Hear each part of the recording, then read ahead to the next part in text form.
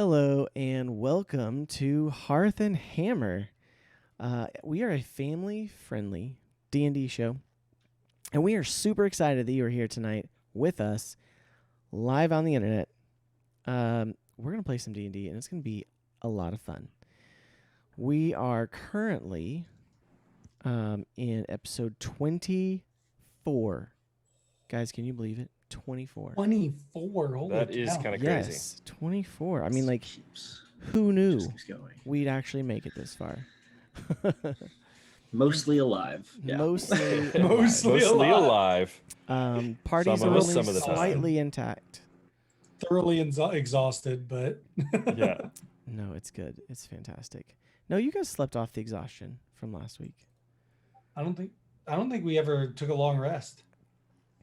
Because we skipped to get back, and then when we got back, we ended before we actually slept. That's true. Yeah. See, I That's still true. have a point of exhaustion. Yeah. That is true. Okay. I didn't so- take any. I think we were in the process of going to sleep when You're we right. ended, but I don't think we actually took the long rest. Yes, absolutely. Well, once again, thank you for joining us. Whether you're here live or watching on YouTube or listening to the podcast, we are happy to share this adventure with you, and we hope that you enjoy it. Tonight, we are without our beloved bard, Austin. He had some stuff going on today and just wasn't able to be there, so no big deal.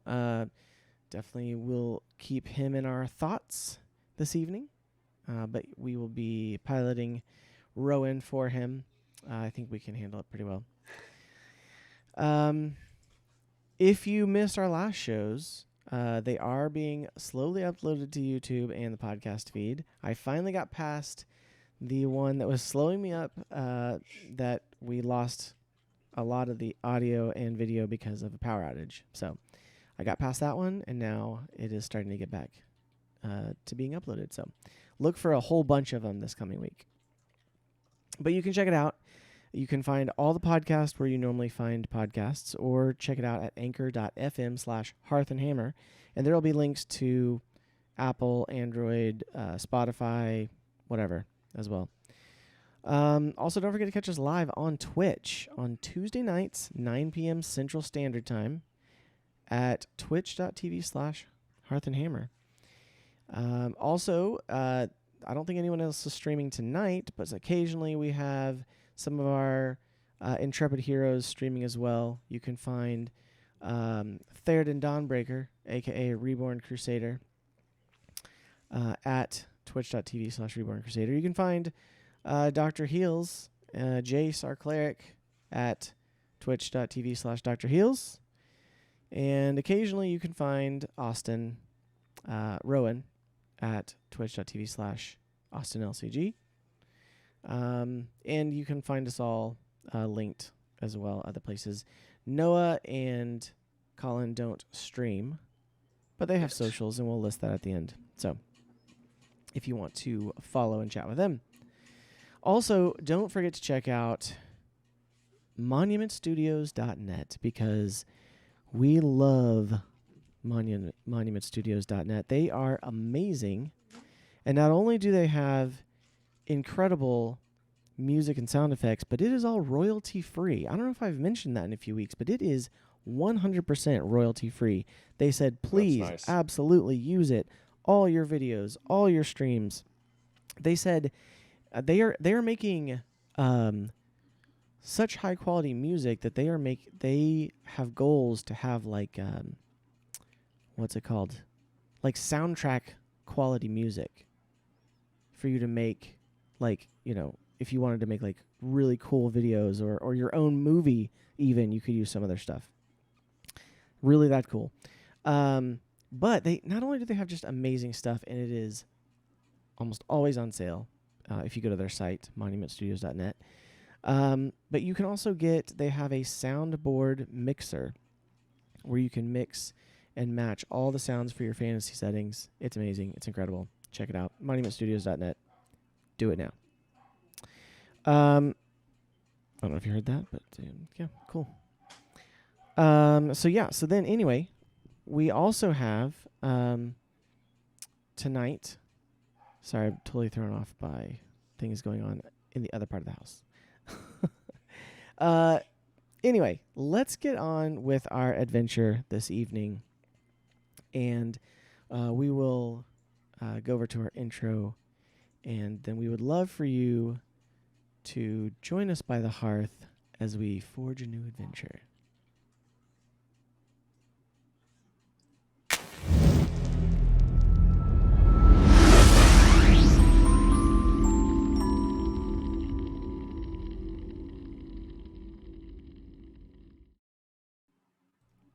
All right. Last week on Hearth and Hammer, the heroes returned to Hupperduke, where dogs were barking. And if you're on the video, there's a couple of them right there. Dogs in the streets. Dogs in the streets all over the place, barking at the heroes as they return. That's some incredible... To be home. That's some incredible sound effects, Monument Studios, let me just tell you. Right. So realistic. So realistic. So real. Sorry. Okay, distracted. The heroes returned to Hupperduke post-haste, traveling through their last night in order to reach the city by dawn. Tempers flared on the road as Theoden unleashed his anger at Jace and Pete for their previous actions. Tired and exhausted, they entered the city gates in the early morning hours, turned in the letter and caravan of Grey Trader supplies to Brackle at the Hearth and Hammer.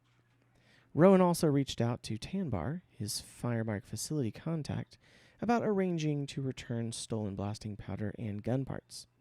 After a refreshing breakfast, Brackhill summoned the young but excited Kellen, foreman for the renovations for the heroes' hideaway, and the industrious young gnome took the party on a whirlwind tour of their newly refurbished home in the mountain. Yes. So, Yeah. heroes of Hupperduke, you are in your Hupperduke hideout, having finished the tour there, if you will. And what would you like to do? It is late what time is evening, by the way. Actually, excuse me. It is. Yeah, it is early evening, actually, by the way, because you guys. So we met him at noon, right, or like after Yep, lunch. you met him at noon, and then you traveled Real quick, up there, which we takes a gonna couple roll hours. Are we gonna roll HP? Yes, we are. Also, before we get into it, they leveled up, and they are level 6 now. So we're going to roll HP. So we're going to do that real quick.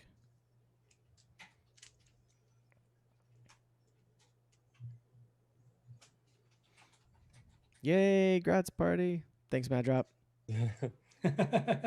GG. And Jazoom's here. What's up? What's up? Talking to the chat. Thanks for being I've got- here. Appreciate it. I don't remember what my health die is. I'm gonna go find it. Well, it's yours is probably like a 10. Yeah, I can't remember if it's a 10 or an 8. Yours. 10. It's Yes. a D10. Yay. Okay, I'll reroll even though that was a 9. That's what I get for being good. What do you mean you'll re-roll? Wait a minute. Hold on. It didn't land in the thing. You had no health can't see points. it. Gets no HP. Was it a 10? 0. Yeah, it was a 10. Okay. Perfect. Go for it. Increase. I by don't 10. wanna. That 8 I rolled earlier. I'm just like, this I is gonna betray said- me. He's That's so fine. I mad. said in the chat, we're rolling it live. He's so mad. I knew you're gonna roll a 2 right here. I'm telling you. Would you roll? I'm I gonna roll haven't mine yet. in. Do I'm we gonna roll get mine one in D&D re-roll? Beyond. Do we get 2 rolls or just 1 roll? You get one, it's- but if you roll a 1, you can re-roll it. Okay. Okay. I'll roll mine in D&D Beyond. Yeah, I did too. Oh, I got yes. I got that a would be an 6. Ah, dang. Nice. Very nice. Jace, add 8 points. I got- Lee, roll 6. The average. Yep. So How'd I you rolled. That brings me It up was to a 50 5. health. 5's not bad. Yeah, but it's not an Nice. 8. Yes, but let's be honest. The Bard has rolled like a 2 every time. I was time gonna you say guys have he's leveled. he's Yeah, barely that's you. true. Okay, but like You're a the halfling bard that is has more supposed health to than the have bard. the least amount of health. Y'all don't realize I only have 2 Eh. HP more than Rowan does. He's twice your size. Why Oh. did Austin just roll a d20? No, Austin's not gonna roll anything tonight. So No, he rolled in. He rolled a He's d20. probably he's probably Oh, in yeah, the yeah. pages. Oh, that's Is good he? stuff. is he now? He's in Discord. He rolled. Oh, okay. So he probably got jumped Oh, in. So nice. Yeah. You guys did good on your rolls, though.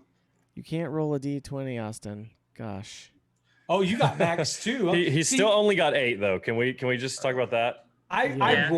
I rolled, and it bounced out, and it hit a 9, and I was like, you know what? I'll be honest. I just pick it up, I'll re-roll because it didn't land in my thing, and that's when I got the 0. I was like, Absolutely. honesty, Absolutely. There you honesty go. wins. All right. Honest. Hey, I'm proud of you. I was struggling to keep that 9. I was Okay. hoping it re-rolled at least a 9. I knew my luck; it was going to roll a 2. Yes. Yes. Absolutely. I need to be a little beefier as a tank, but I'll take the extra I 10 know, that puts me at I- 56. You still seem so far ahead of me. I'm rolling a D10. I got 4 points on you this round. Yeah, just from the dice. Yeah, because I got a 10, you got a 6. So Yeah, well, we have the same constitution. I'm a stout It's- monk. it's But he still literally gets a yeah, D10 as yeah. opposed to a D8. That's Yeah. the thing is my Right. class gives me the That makes a D10. difference. Which is Awesome. crazy Okay. that a barbarian gets even more hit points. Like, come on, like they need me more with the totem warrior. Come on, Well, they don't wear armor, so. they don't need to. All right. So You hey, know? so you guys have rolled. 20. Has everyone leveled up your characters? Like done the level up Yes. Yep. process in D&D Beyond? Yes, sir. Okay. Do I have more spells Perfect. now? Well, that's what I didn't look at as spell slots. Yes, you are going to have more spells. Mine to doesn't choose from? change for another level, I Yeah. think. You, got an you should be extra able to hit level 3 manage one. levels and well, some of you will have some other abilities. So- Yeah, mine gave me the aura. I think is what I got at level 6, which is kind of cool. I'm excited to see how it works in combat now. Okay, so we We're gonna be the are. Thunder Buddies there, Jace. Yes. I know. He's copying me. Mrs. Reborn went and grabbed this because she's seen that Jace Yes. had it on, and I was That's like, awesome. "This thing is not like this used to be my shirt when I was a much slimmer man. I used to have that shirt as well. So. This is an adult Yes. medium. Adult medium should It's not okay. be on me anymore. It's all good. All right, hey, let's get into it then. So you guys are at your hideout. And for those that have not seen it, let's just refresh the viewers Do at it. home. Yes, Because this we is awesome. are pretty proud of this map. I'm pretty proud of this map. So No, you Yes, killed Seth- it with this map. Yeah, he absolutely killed it. I've been thinking about what I could. I don't even want to adventure anymore. I want to retire and just Right. live in our mansion cave that we have. I know. It's Okay, like we're so- retiring now. We've reached that point. You know. Okay. And watch for the next campaign that gets re-rolled tonight live. There's your And the link Heroes to of get in. Upperduke retired. Just like that. the one time that the bard's Yeah. not here. They Hey, became Bard, angry we're old men. retired. Okay. Yeah. Ooh, gosh, that thing looks so good. All right. So now, let's see. I love Why that is it not showing it yet? common, beautiful room that I have there. Just so dwarfish. That forge. Okay, there we go. Seth It took a second. absolutely killed it, y'all. That is insane. I love to go back and look at the little scribbling that we made the day that we took the cave over, and then It's look true. at what he saw a vision turned beyond it what into, we yeah. were drawing on that thing. Like we're like, yeah, that Thank you. area over there, I want something that's mine, and this I want, and this is what we get out of it. This isn't even the same cave. I'm pretty sure this guy just took us to a different It's cave. pretty close. It's pretty close. I traced out the walls and then. No, filled it the is. rest, so. It is 100% on Um, point. And if you are wondering, and if you have the, thank you, Mrs. Reborn, I appreciate it. If you have the Explorer's Guide to Wildmount, this is in the back in some of the adventure modules. It's been renovated from the the first dungeon in that intro adventure. So it's pretty awesome. Okay, so just so that you remember, a little refresher here. We've got the grand entrance, hidden behind the waterfall. Comes in. We got a jail because you may need to keep prisoners. You never know. We got the guard barracks.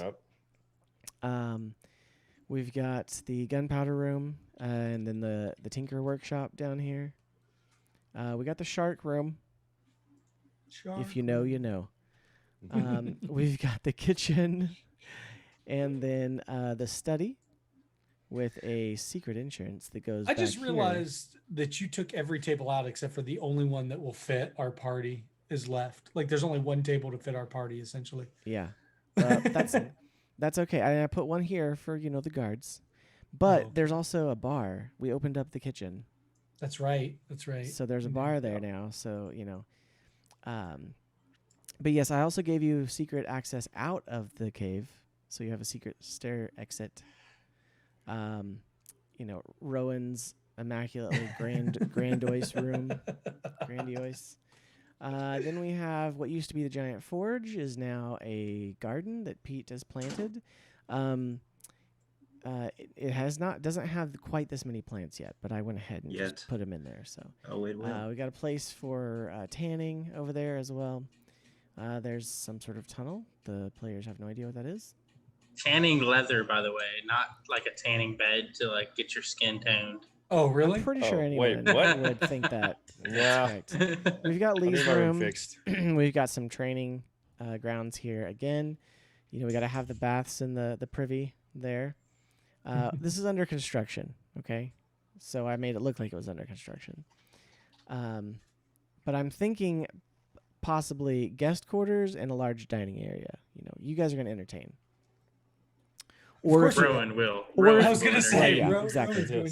Or if you, something happens and you have to use it as a safe house for some, escaping king or something. You never know. Very true. Very true. Then you have Theoden's room next to his forge.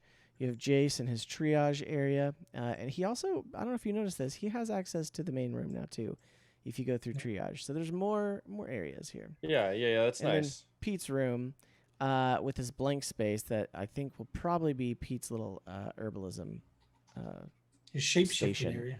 So, yes, also his shape-shifting area. He needs room to change into an elephant. So anyway, that was our glorious map. Amazing.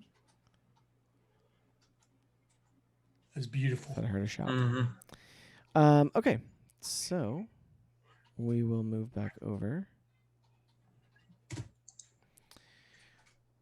And so you guys are there. Kellen is taking his leave, and is going to head down for the evening. You did see on your way in, and there, you have staff here. In case you forgot, you have the guards that were hired for you by the Hearth and Hammer through the guild that you are now patroned to. If you don't remember who that is, you have I think I have those guys written down. you had a male and a female. So as you're walking back through, as Kellen is exiting, you pass by and you see them actually. One of them, they're both kind of standing guard in the entrance as you all came out to the cave entrance. And you see them. This a male. You see a male human, or excuse me, a male gnome, and then a female gnome as well. Is it Dimble One Shoe and Oda Baron? Yep, Baron? that's the ones exactly. One second. I have it down somewhere.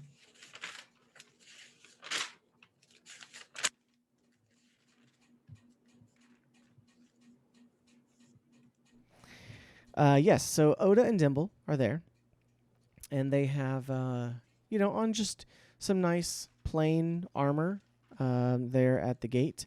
And as they are manning one of them is sitting on kind of a raised stool behind the crossbow that now faces out through kind of an open window, so that anyone trying to storm the cave entrance has a little bit of a nasty greeting there. And you've got Oda is doing that, and then you have Dimble, who is also sitting on a kind of raised stool, and he's on the window to the side. If you're still looking at the map, he's on the window to the side where he would keep an eye out and check in guests, if you will, even though this is a secret cave entrance. Checking guests to the secret hideout. When you do invite those visiting dignitaries, right? Yeah. Yes. But yeah, so Dimble and Oda in there, and they give you all nods of greetings and say, "Oh, it's good to have you back," Oda says. So Kellen is like, he's like, thank you all. I'm so glad that you're excited about it, and I'll see you tomorrow, because the crews will have to come back, and we'll be working on that back cave area. So Yes, absolutely. We look forward to seeing you, Kellen. You've done excellent work today. oh, thank you, sir. Thank you. So, well, you have a good night. And he heads out, and he you has as a well. couple crew with him, and they get in a wagon and travel back down. So you are left in your home for the evening. Is there anything anyone would like to do? Did we establish if we had slept? No, we have not. You Have had we not. slept? You had not. So Okay. you are suffering a point of exhaustion at the moment, Yes. because you did ride all through the previous night to get here. Mhm. Okay. Yeah, I so would like to sleep. Perfect. yes, I would sleep as well. Rowan pipes up and says, yes, I do need to rest. I'm about to fall asleep standing up, but tomorrow I do need to reach out and meet with Tanbar and arrange to get the stolen goods back to him. So, but we definitely need to sleep. So Of course. And this time, allow some of us to come with you. yes, I apologize. Yes, we will all go together. But we have to go pick up the the wagon from the Hearth Hammer. It's being guarded by them. I did make sure that Brackhill knew what was in it and knew to keep a watch on it. So And before I head to bed, I go to the kitchen and I make a couple cups of coffee and take it up to our guys that are keeping watch. okay, Oda Okay. and Buddha and what's yeah. that? Oda and Dimble say, "Oh, Yes. thank you so much." Of course. Thank you So- for your service. Hopefully this will tide you over, keep you up tonight. Oh, yes. With Oh, that yes. said, we traveled all night, so I'm going to go ahead and call it a night. Oh, very, very well. Thank you so much. And you see Oda's says, yes. Actually, one of us will be going to bed soon and make sure that there's somebody out here. And then we're gonna All right. now that you guys are back and they're about done with the renovations, we'll have a couple more people that Brackhill will bring in under the same contract. So All right. Yeah. Excellent. Well, thank you, and have a good night. good night. And I head on to bed. Okay. All right. Anybody else want to do anything? I would have. Go ahead, Colin. I think he froze. Oh, he flexing.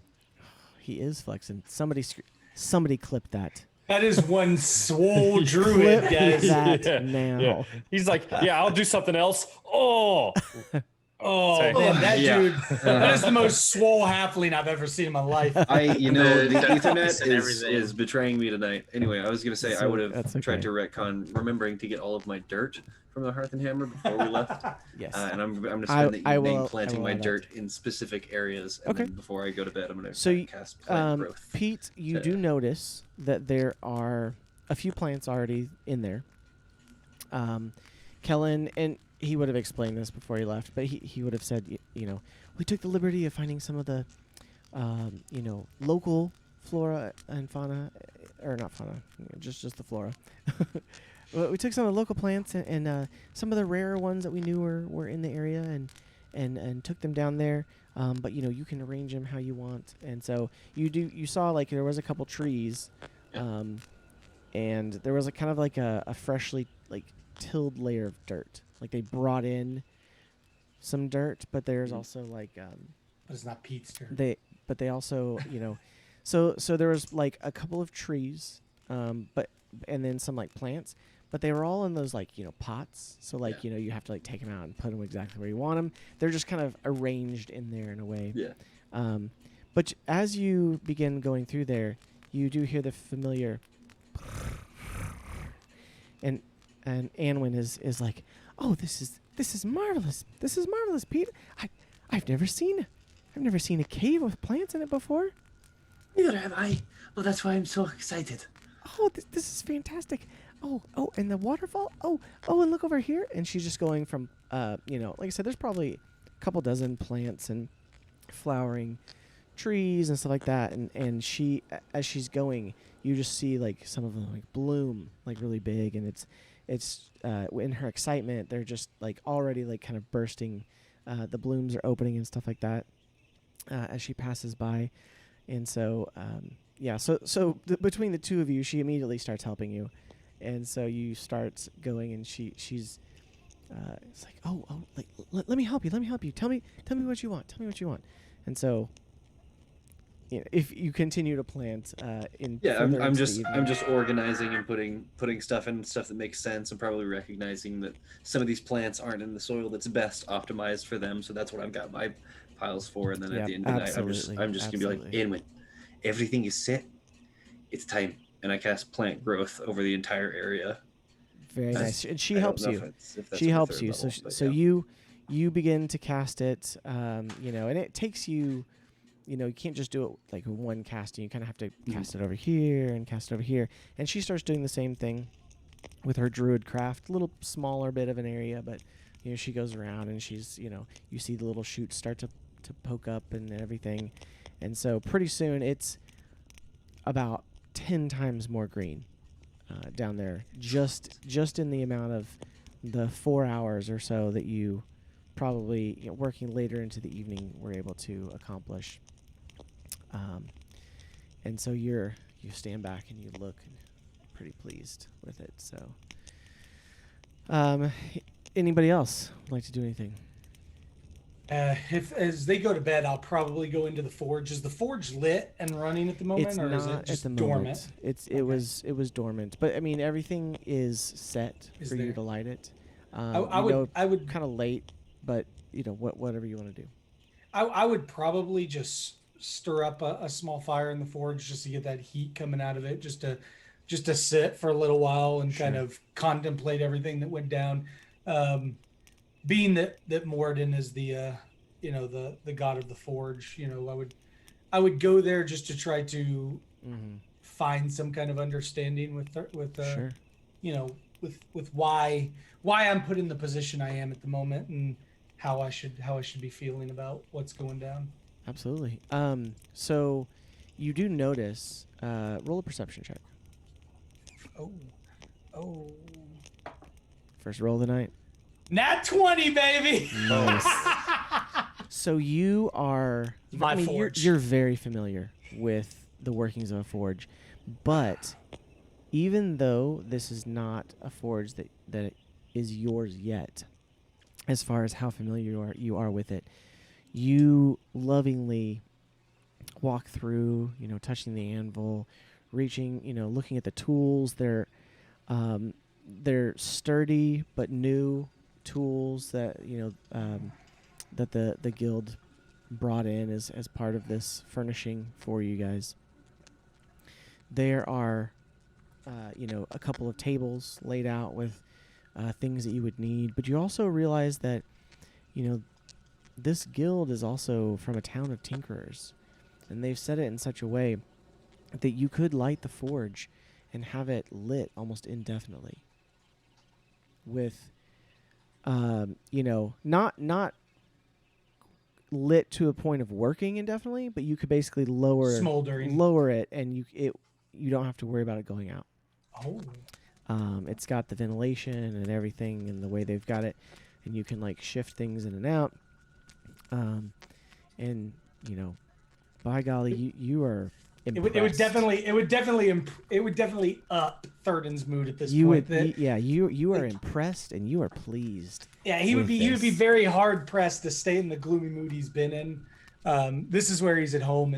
Obviously his grandfather was a paladin, but his father was a smith. So this reminds him of home. It gives him that feeling. So, and you see in the recesses in the walls there are some kind of chiseled shelves and alcoves, and in some of them you find you find more tools, you find some more materials, you find bars of iron and copper and a few other metals, some steel that's already been fabricated from some of those raw materials. But you look around and you just have that feeling, that sense of home. Roll a religion check. This is where I was going with it anyway. It's a 19 plus whatever Thurston's got in religion. 0. Okay. 19's great though. Yeah. Okay. So as you sit there and you contemplate the things that you've gone through the last several weeks, you contemplate the interactions that you've gone through with the party. You think about your actions and their actions, and how as you dwell on them, you realize that you have bonded as a group more than you even thought. You realize joining together in battle and aiding in the defense of your party members, and you started to feel that glorious that glorious aspect of what you once had as a paladin of Moradin in Craghammer. You realize that you missed it a little bit. You still aren't sure, where you're at, but you come away feeling a little more at peace. And while there are definitely things that you and your party mates will have to work out, you feel like a little closer to Morden than you have in a long time. I think at that point I would probably kneel down in front of the forge, and I'd probably say a silent prayer to Moradin, ask him to bless the forge, ask him to make me understand why it matters that I'm vying for the understanding of people like Jace that infuriate me so much, and maybe a little bit of recollection comes to Thurston that maybe the reason that he's so upset with Pete and Jace is because how much closer he's come to them over the course of the travels, and maybe that's why it frustrates him so much that he doesn't understand. He would probably discuss with Morden a little more of like maybe realizing that some of his frustration is inner turmoil more than it is external turmoil with people. Yeah, and definitely probably go to bed. I would venture into my room after that, feeling the heat of the hearth still on the heat of the forge still on my face. But I would definitely lay in bed with almost a feeling of contentment, but understanding that there's still stuff that's not answered, but being content in that. Right. Not necessarily still as angry as I was the day previous.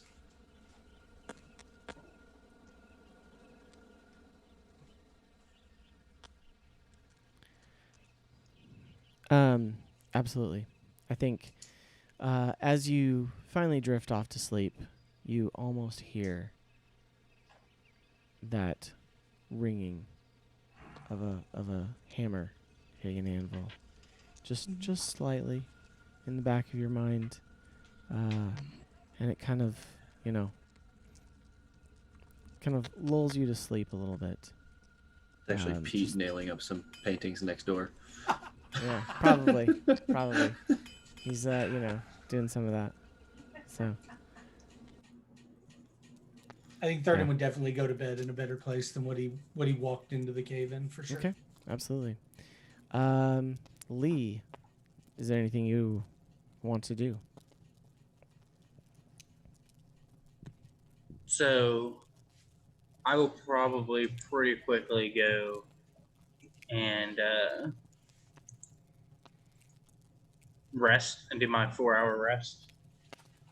Okay. And then once I get done with that, I'll probably spend an hour or so in the training ground just practicing with my different weapons, especially with the needle of mending, since Okay. it's kind of new to me. Yeah. And then once I'm done with that, I'll head over to the workshop for a couple hours while I'm waiting for everybody else to wake up and just take a look at. I had taken a couple of the guns out when we reached the checkpoint or whatever. Some of the gate. parts. Yeah, I took some of the parts out. Okay. Yeah. And so I'm just going to get those and go to the workshop and Start tinkering. spend some time, tinkering with those. Okay. Yeah, so you go to the training ground and you see like the training dummies of fresh straw are stuffed in there for practice, and some new posts as well. The old ones were pretty scarred and chewed on and stuff. It was a bunch of kobolds training in here, so you're able to see and practice there. There's the sand pit in the middle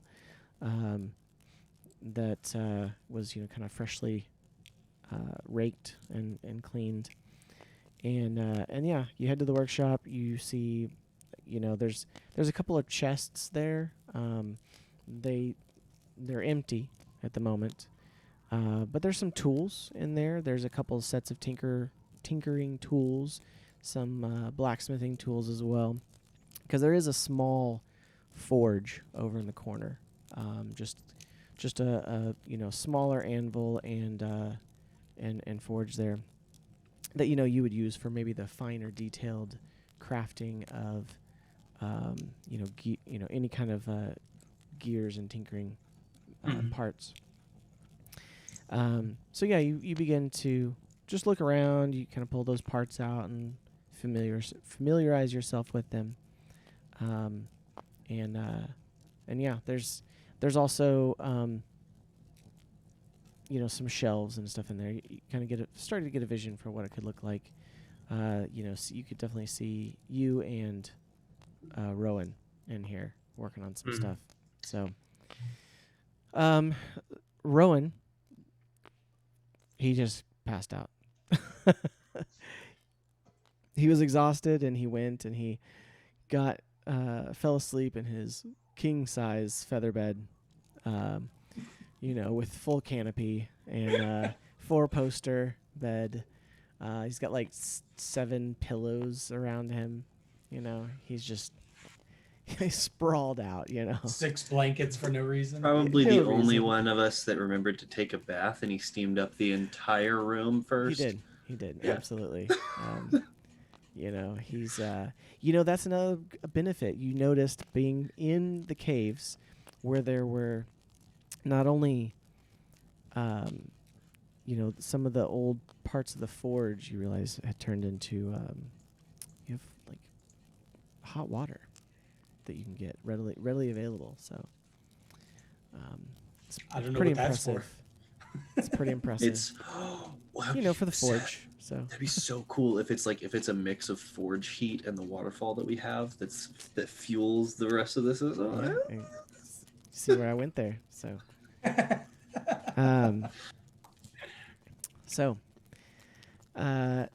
if there's nothing else, I think Jace also went to bed.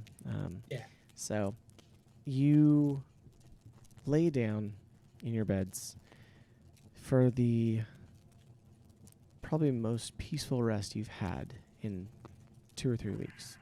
Hey. Because we're not listening to Rowan snore and talk to himself. Well, you're all in your exactly. You're all in your own rooms. You don't have to listen to anything. So you. Well, you can probably still hear me, Pete.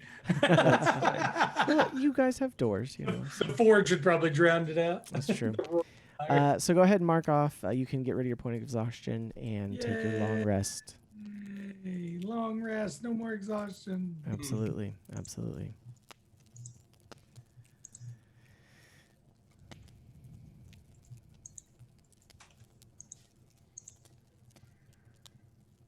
Absolutely. All right. So you awaken in the morning to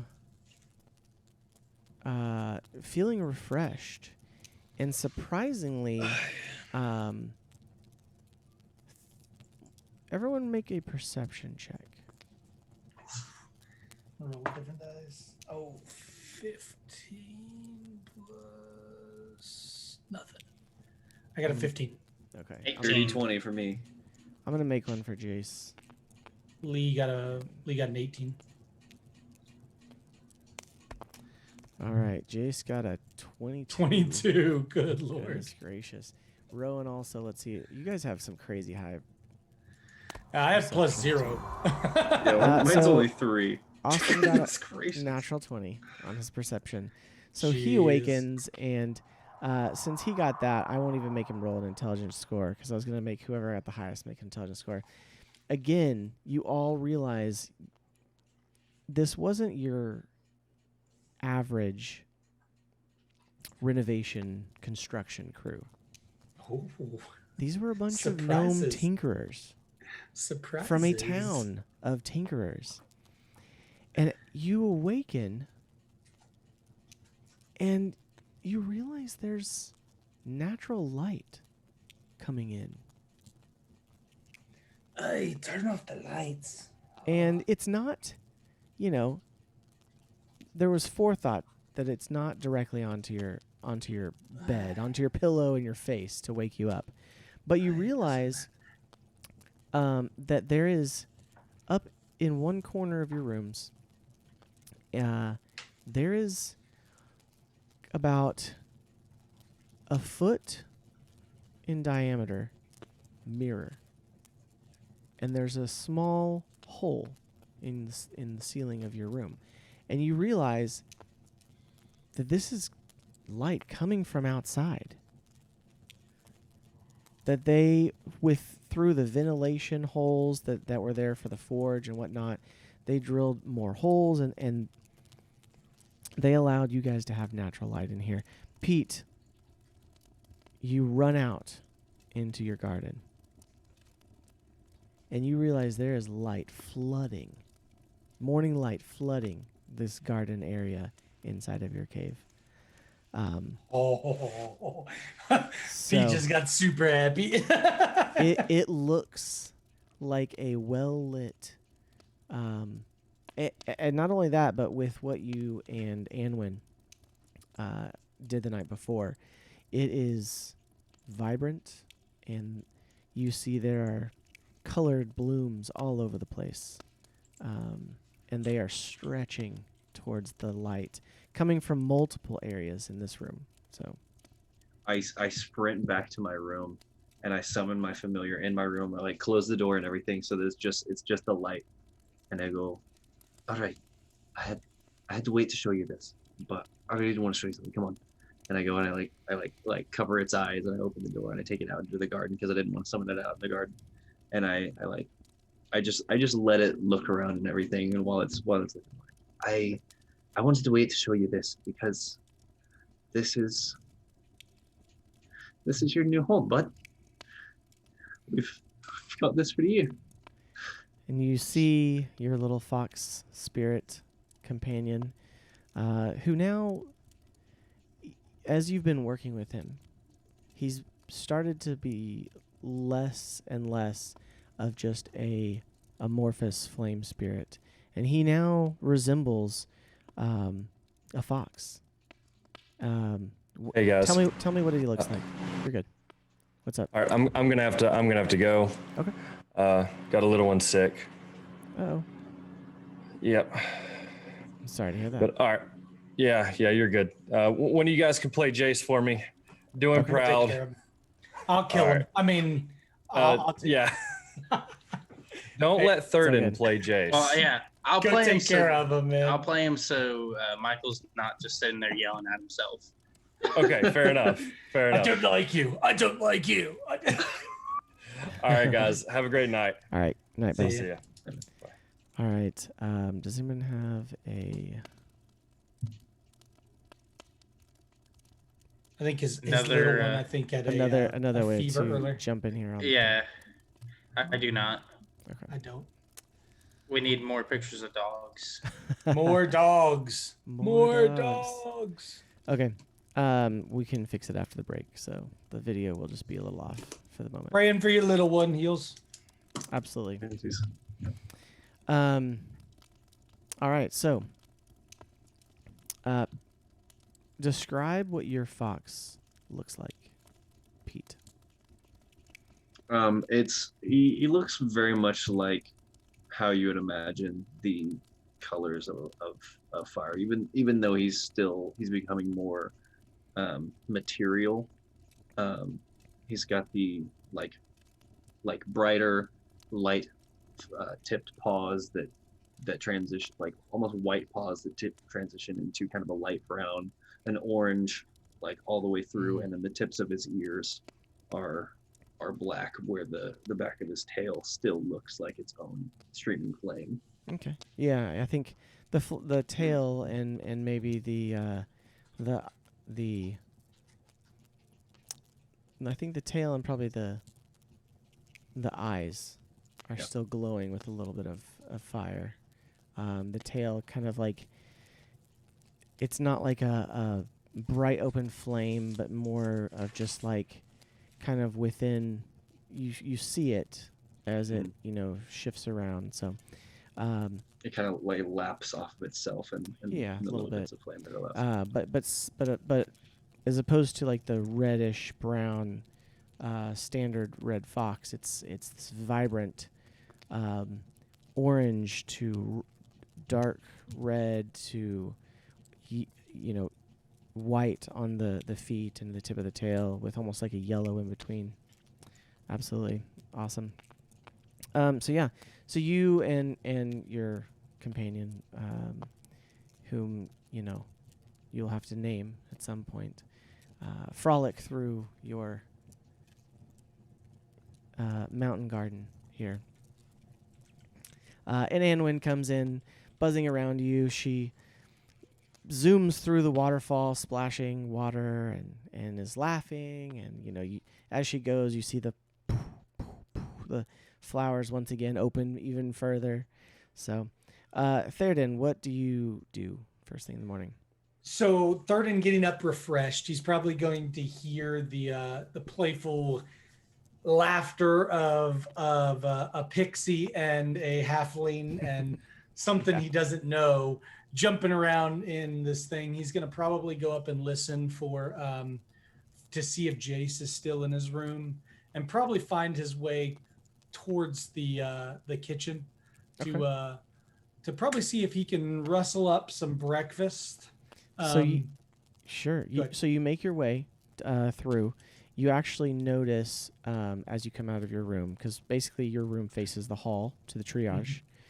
You notice there is that door there, and that it's open going into the garden area, and you actually see there's a lot more light coming from there.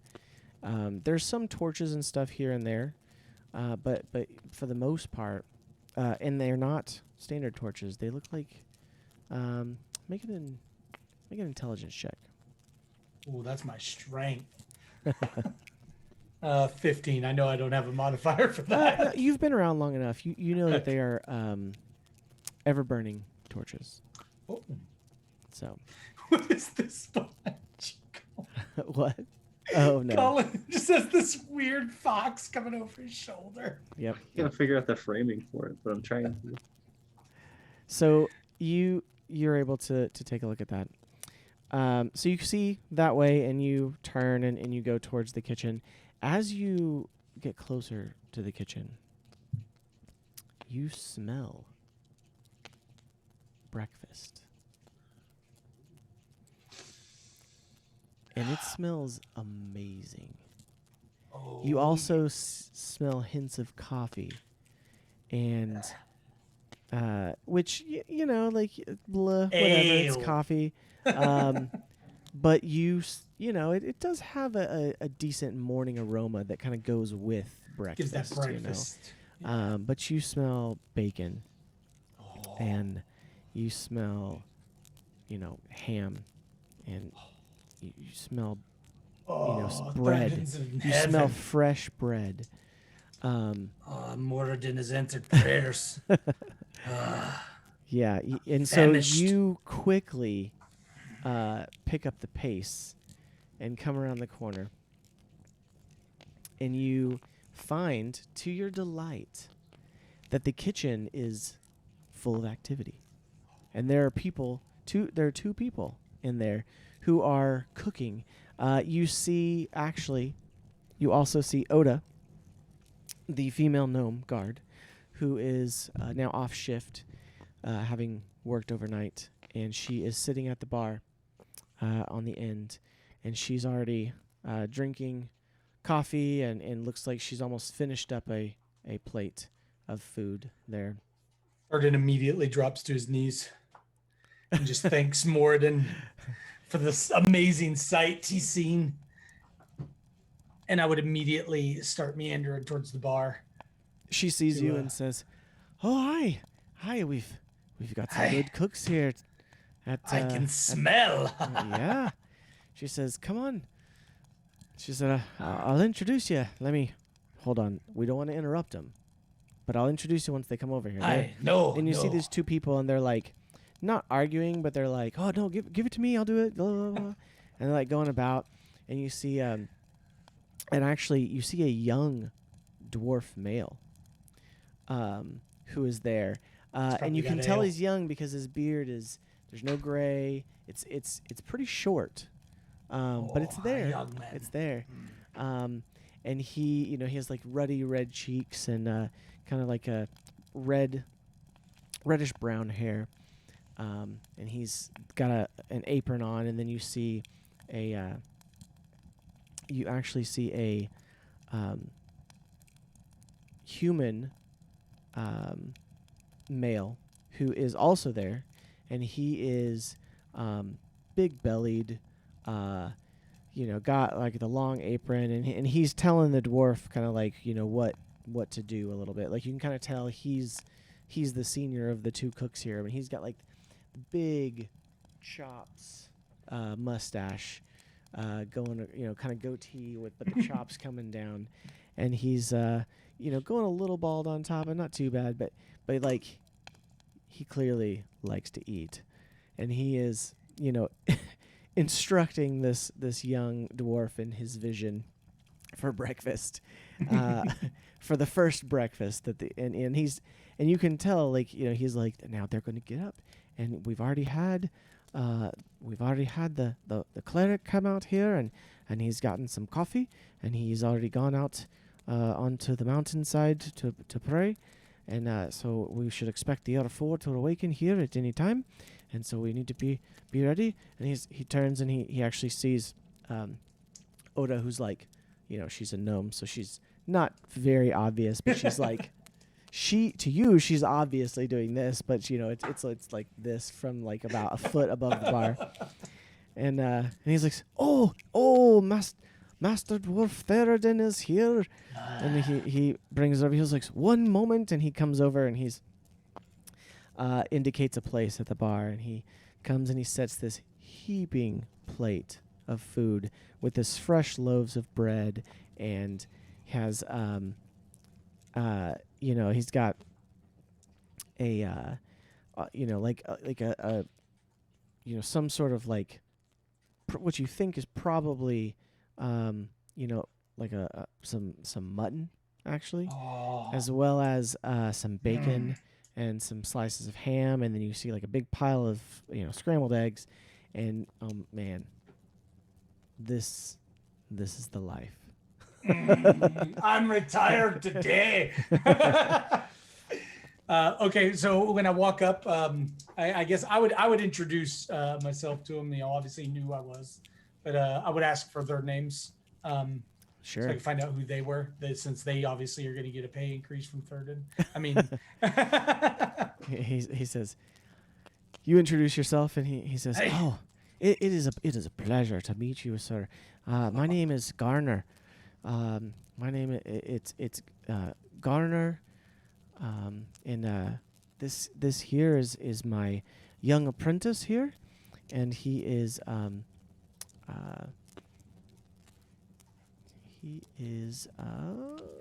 where did it go? This is Gimmond. Gimmond. Gimmund. Gimmond. MMUN. Garner and Gimmond. Oh, great names. G&G. Yes. The GG show. He's like, I'm Garner Thuldale, and this is Grimmond Strongkind. Hey, great names. Better professions. Oh, I couldn't have asked for a he's like- more holy he's way like, to "Oh." bring in the day.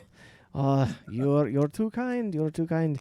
But Hey. but yes, absolutely. I am glad you are excited to try out our food. We've only just arrived a couple of days ago, and so we are still getting the kitchen set up a little bit. But Aye. it is an excellent kitchen.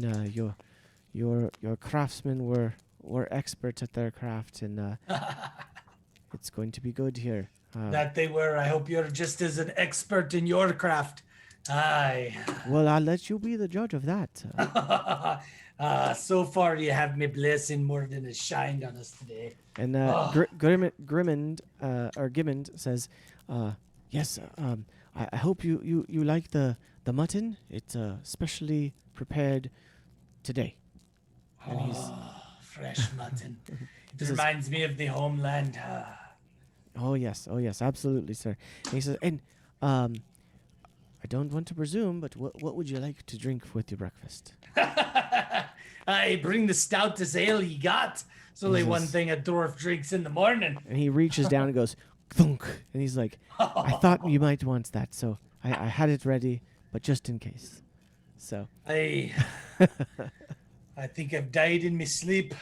Oh Lord. so he Ah, they can turn around, they continue, and they said, if you need anything, you see Garner says, if you need anything at all, just let us know, and we'll be ready with it.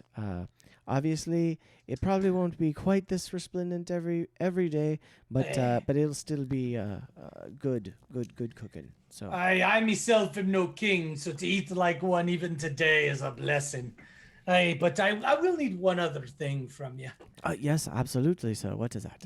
If you wouldn't care for maybe a wee smaller, maybe a cup of water and a second plate of the victuals. I got a friend to take them to.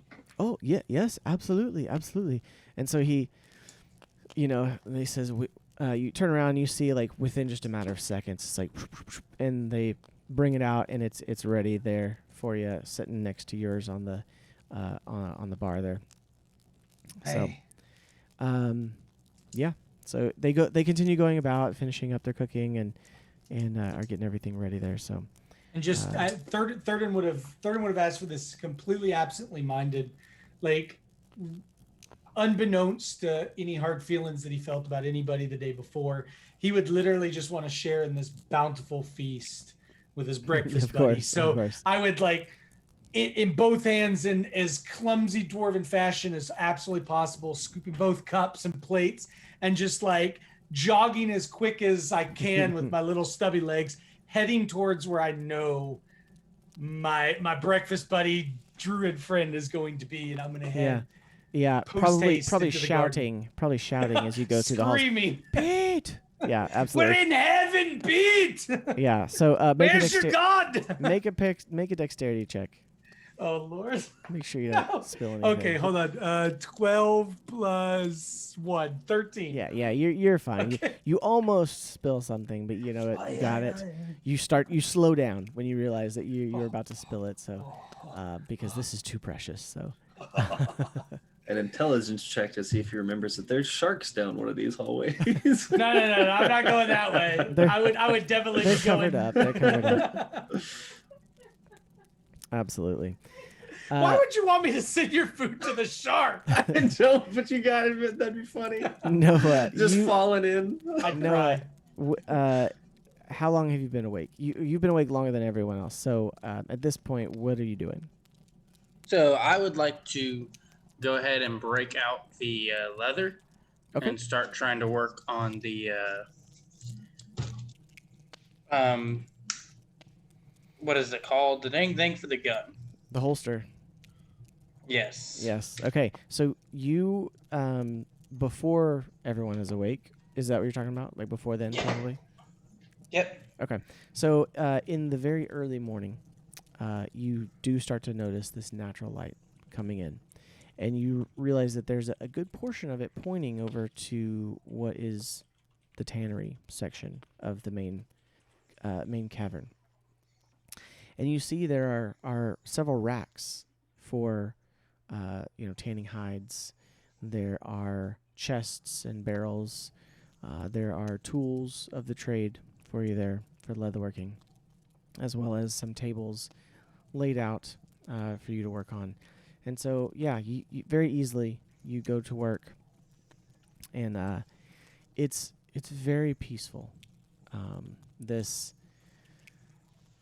garden, and there's a constant kind of not rushing waterfall, but a waterfall that's big enough at a good pace that you have this background noise kind of just constantly, and but it's not so loud somehow with the plants and the trees kind of surrounding it. It's muffled enough that it's not overwhelming. You can't hear yourself or anything. So, and you're able to just to work on that holster for Rowan's gun. After a while, you see Pete emerge, run back into his room, and then run back out with his fox companion, and they're just running through, laughing, and Anwin is flying around and laughing and stuff, and she sees you after a while, and she flits over to you, and she says, good morning, Lee. Good morning. How are you? I'm good. Oh, isn't this glorious? Isn't this majestic? Look at all the flowers and the plants and the light. I've never seen a cave like this before.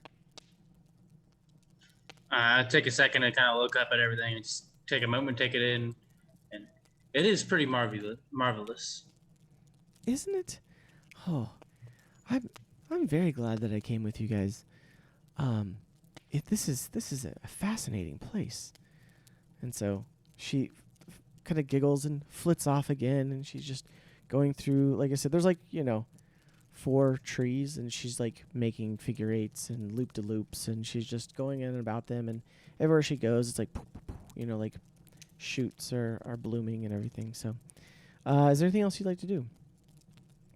No. Okay. Pretty soon Rowan comes out as well, and is kind of yawns. He's like, oh my goodness, this is quite a display. And he's looking at you, Lee, and he says, oh, you seem to have been up for quite a while. That's some impressive work you've got going there. And I don't believe all those trees were planted when I went to bed last night. I don't think so either. Enwin, I'm guessing, had something to do with it, and probably our druid. He probably stayed up most of the night working on that. That's impressive. I'm a bit hungry. I'm gonna go see if there's some food. Do you want any? Yes, that'd be great, actually. All right, I'll bring you some back. And he wanders off, and he kind of goes the opposite direction as you, Theoden, as you are rushing in through, knowing that Jace isn't there. You cut through triage area as being kind of the quickest way. And, you know, you come in and are celebrating there with him. Would I notice that Lee is in? Yeah, as you come in, you would probably notice Lee across the way. The plants aren't too thick yet, where you can see most of the walls still. You can imagine when it gets bigger, you would not be able to see one side from the other once it's thick. I'd probably be like, oh, sorry, monk. I didn't know whether you'd want any or not. I just got some for the druid. That's all right. Pete, check this out. Before they think I stole it all, look how much they gave us. Where did you get? Who did you steal this from? You've already been to town? No, they at the kitchen. One's for you. They said this is what we eat. Not all days, but some days. And who's in our kitchen? There's a chubby little dwarf and a chubby man, and they were cooking things and mutton and fresh mutton and bacon. Oh, and bacon and ale. Oh, I got you some water though. I didn't. That's absolutely fine, thank you. But I got you a plate, and I have this mounding plate in my hand that I'm trying to give him while still not dump mine. I'm like, why? I just take it, and without even thinking, cheers my water to whatever's in his container, and immediately start eating and drinking. Yeah. There's just a fork and a knife stuck in the side. You realize as you're standing there, you're standing on grass. That there are areas where there's almost not turf, but sod brought in, wow. Kind of thing. Not the whole areas, because they know that you want to plant stuff, but there's some carpeted areas of sod. Also, you notice there's some benches in here, so you're able to go about your business, and so you're just like I said, it's the best morning you've had in a long time. I'd probably meander over to a bench and sit down and just kind of like schoolgirls almost, giggling about all the food that we're picking through. It's you hop up there. Your legs aren't quite long enough for this one because you picked the one that wasn't tall enough or wasn't short enough for the you see over by you see over by Pete that he's actually close to a bench that is for dwarves and gnomes, but he's sitting on the ground. Using it like a table, basically, at this point, kind of thing. Just enjoying the grass. That's too accurate to real life. Right? See? All of a sudden, you hear coming from down the hall, "Mom? Huh?" And then all of a sudden, here comes Rowan. And he's got his own plate. And he's like, guys, we have cooks. I know. And he sees you. And he's like, cooks. And he's like, coffee. And he's got this steaming cup of coffee. He didn't even bring Lee any food. He just back. comes in and he's like, Lee, I'm gonna bring you some back, but I could only carry coffee in one hand and one plate. So this actually is your plate. I'm going to get back and get mine. And he's walking slowly. That person that tries to walk and drink coffee at the same time. And he runs back and he's comes back in with his own plate. But he's just you guys. So you guys have an amazing first morning in your home here. After a while, Jace comes in and he's got his coffee and he says, "Oh, good morning, everyone." Good morning.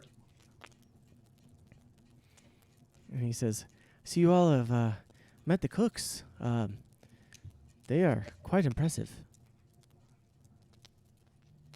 And Rowan's like, "Oh my goodness, this coffee, Jace, have you had this coffee?" And he's like, "Yeah, I'm on my second cup here." He's like, "Oh, this coffee is amazing." He said not to expect this every day, but this, even close to this, will be fantastic. And Jay says, it's very good, very good. Well, I'm going to head to my room for a little bit, but I figure we probably need to head to town later. And Rowan says, oh yes. I will contact Tanbar and we'll arrange a time to meet with him today. So, anybody else have anything? Just eating and waiting till we have to go back to town. Because My face is like literally in my plate, trying to shove it down while I'm chugging as much ale so that the food gets in my belly before they come take it back from me. All right, so you I'm racing Pete to the bottom of the plate. you guys finish your food, and within 2 minutes, you see Gimmond come down the steps of the main corridor. Actually, the one you haven't gone through. That's the one that Rowan went through. You remember it was the one with the big steam pipes, actually. But he comes through the double doors there, and he has a tray, and he's basically like, "Oh, just don't mind me. If you're finished, I was just going to collect your plates and any cups or anything." I'd be sloshing my thing like, Pete, that's one of them I was telling you about. Yeah. And you know, just to be clear for the chat, it's not like he's just, so young, all he has is stubble. He has a good beard. It's just not long and flowing like an older beard, or like an older dwarf. Like Théoden's like would be. Théoden's would be. So I saw that go by, Mad Drop in the chat. So Yoshi, welcome. So I'm terribly sorry. My mouth is full. Welcome to our home, I guess. Unless it's just partially our home too now, I suppose. What was your name? I'm sorry, we haven't introduced myself yet. Oh yes, I am Gimmond. I am Gimmond Strongkind. It's a pleasure to meet you. I assume that you're one of the people that made this breakfast. Yes, Thank you. It's been excellent. I'm an apprentice cook to Master Garner. He's in the kitchen still, so if you ever need anything, just let us know. I hear they're working on more quarters for everybody, but right now we're in the guard barracks because there's only a couple of guards, but yeah, it's quite fascinating. I've lived in the mountains my whole life, but this is a sight to behold. But I'm sorry to take up your time. Théoden looks over his plate and he's like licking clean. He's like, "Hey, you can say that again." And then goes back to just licking the rest of the grease and gravy and everything else off of his plate. So he gathers up things that you're finished with and takes them back. And Rowan had handed his over, except his coffee mug as well. And he steps off for a little bit, and is like, you see him kind of like holding his hand to his mouth, and he comes back and he says, all right, well, I've spoken with Tanbar, and he says he would very much like for us to come by at about 7 o'clock this evening. That is the main shift will have ended about then, and so actually I think he said 7:30. The main shift will have ended, and he's given me directions to a rearward entrance that we can more quietly get this back into the firemark facility without drawing too much attention to ourselves. So he said try to keep a low profile as we bring in the wagon. So I'm sure he just doesn't want to have too many people know. After all, this is one of the major war efforts of the Empire here. So sounds like a plan. So, does anyone want to go into town a little early, though? We will have to pick up the wagon from the Hearth and Hammer as well. I think... I'll go with you there, Bard. Okay. Do we all just want to go ahead and go, like, this afternoon and give everyone time? Is everyone acclimated with their new home here, I guess? A little strange to call it home. I've not really had one since I was very young. Home was always a traveling affair, but I slept pretty well. And he kind of gives a big grin. I'd be more than happy to go into town. Like I said, or I don't know if I said this yet, but I do have some other things to do. I will have to step away from the party for a bit, but I'll be back to help with the cart. Hey. Okay. I also want to go into town a little early and just browse around the local shops and see if I can find anything. That as well. That's a genius idea. We should do that. Hey. Yeah, absolutely. Okay, so unless there is anything else that you guys want to do before you go, so it's probably like, because you guys got in and then did a few things, it's probably, 9-ish or so, 9-10 in the morning. You have time, Theoden, do you want to fire up the forge? Actually, when we head in, I don't want to get into the forge work yet. What time is Rowan really wanting to go in? What time is everybody wanting to go in? Probably like early afternoon, like early to mid afternoon. So like say 3 o'clock. Or So we've got a couple hours then. Yeah. Okay, I'd like to go to the forge and just kind of thumb through, looking for a few things in particular to maybe work on some of those projects that I messaged you about.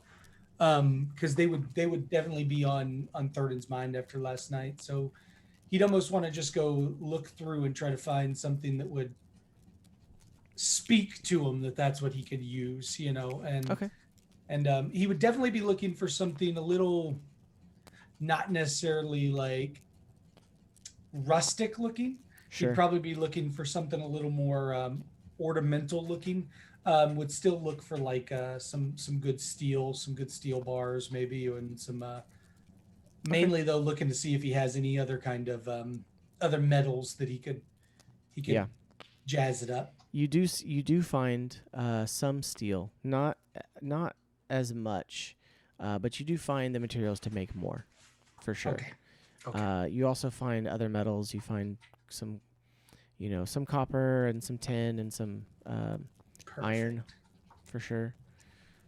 You also find, like I said, all the tools you would need.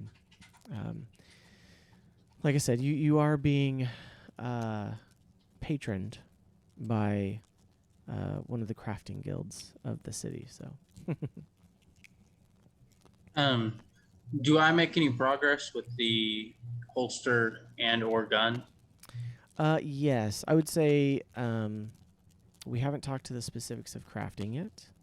However, I would say that you probably got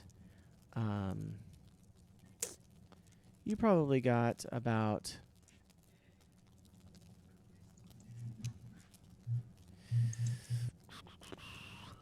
you probably will have to work on it for 3 or 4 days. Okay, which So, one? on the holster. Holster? Okay. So, and then maybe another day for like the harness or something to kind of hold it. So, I would can I retcon something real quick? Before I left, I would probably have given Rowan the 4 barrels, 4 stocks, and 4 trigger deals that I had put in my pack from those things. I would probably hand it over to him and be like, here, there's spare parts for your goon that you got there, Bard. I have no use for him.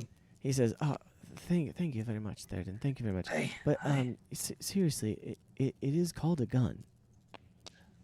it's okay that you can't speak right now, Bard. It's okay. Don't worry about he's it. like, Common I'm may be difficult. fully rested. He said, "What will it take for you to know the proper pronunciation?" I mean, maybe Tanbar can tell you.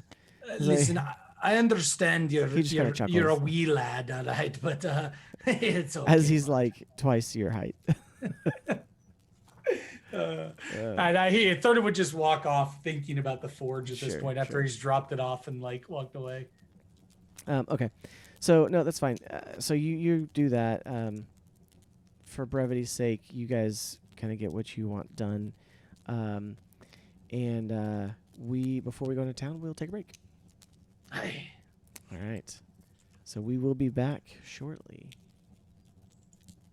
if you're wondering why the cameras are messed up, it is actually, yeah, a boomstick, exactly, Mad Drop. It is actually, Austin is not here today. We do have a placeholder for him, but then also Jace, Dr. Heels, had to step away because one of his kids was getting sick. So he went to go help, which is good because we're about family here. So absolutely. So we will be back here shortly.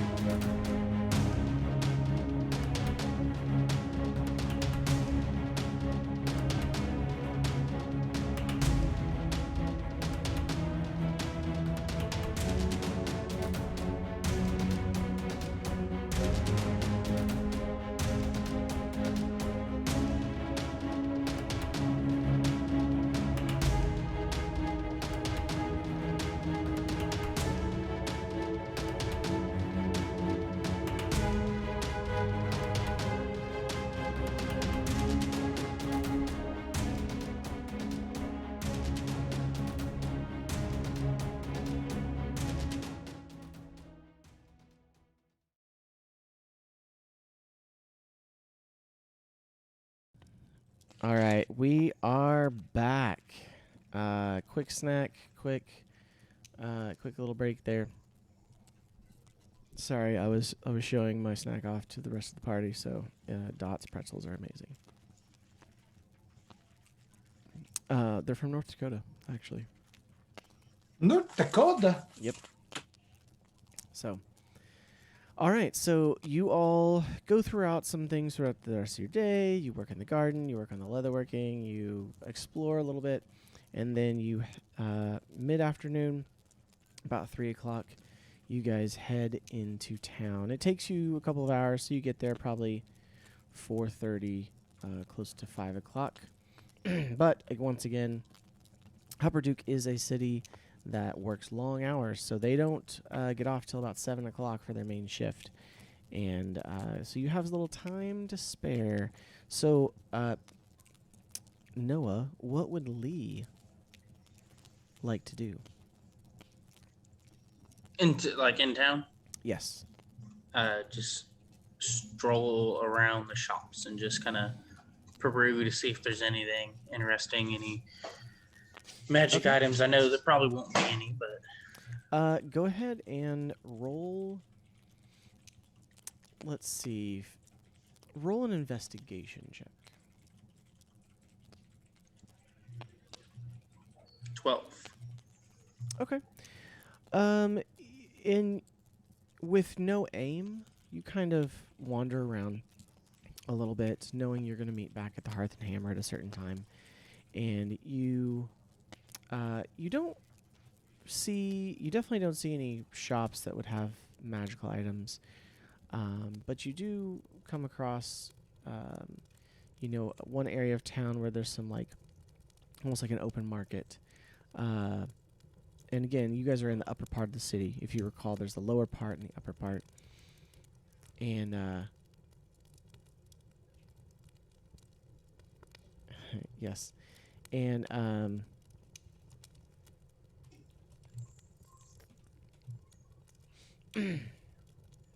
and so you find like I said, a few stalls here and there, and you see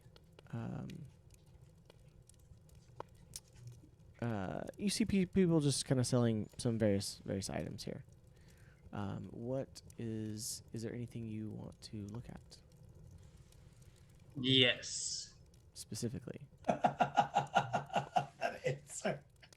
Are you just looking for magical items, or are you? I'm kind of I'm looking for an efficient quiver specifically, but also keeping my eyes out for anything else, whether it's magic or not, just anything that might be interesting.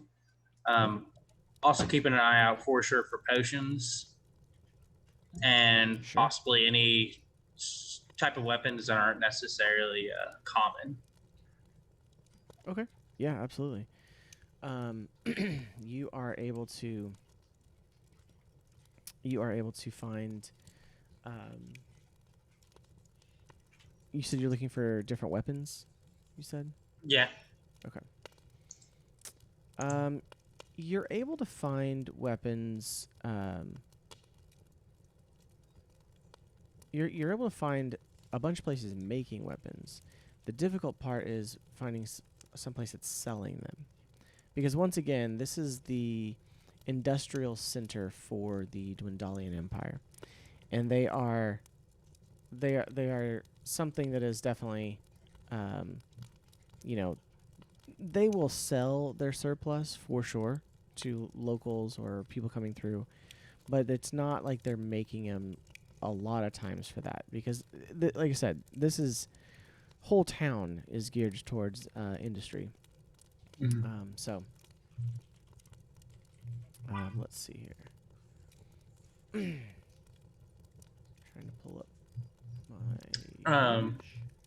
I'm also going to be keeping an eye out for anybody that seems to be making leather armor, specifically magic leather armor, like somewhere I might be able to take the Displacer Beast cloak in order to have it.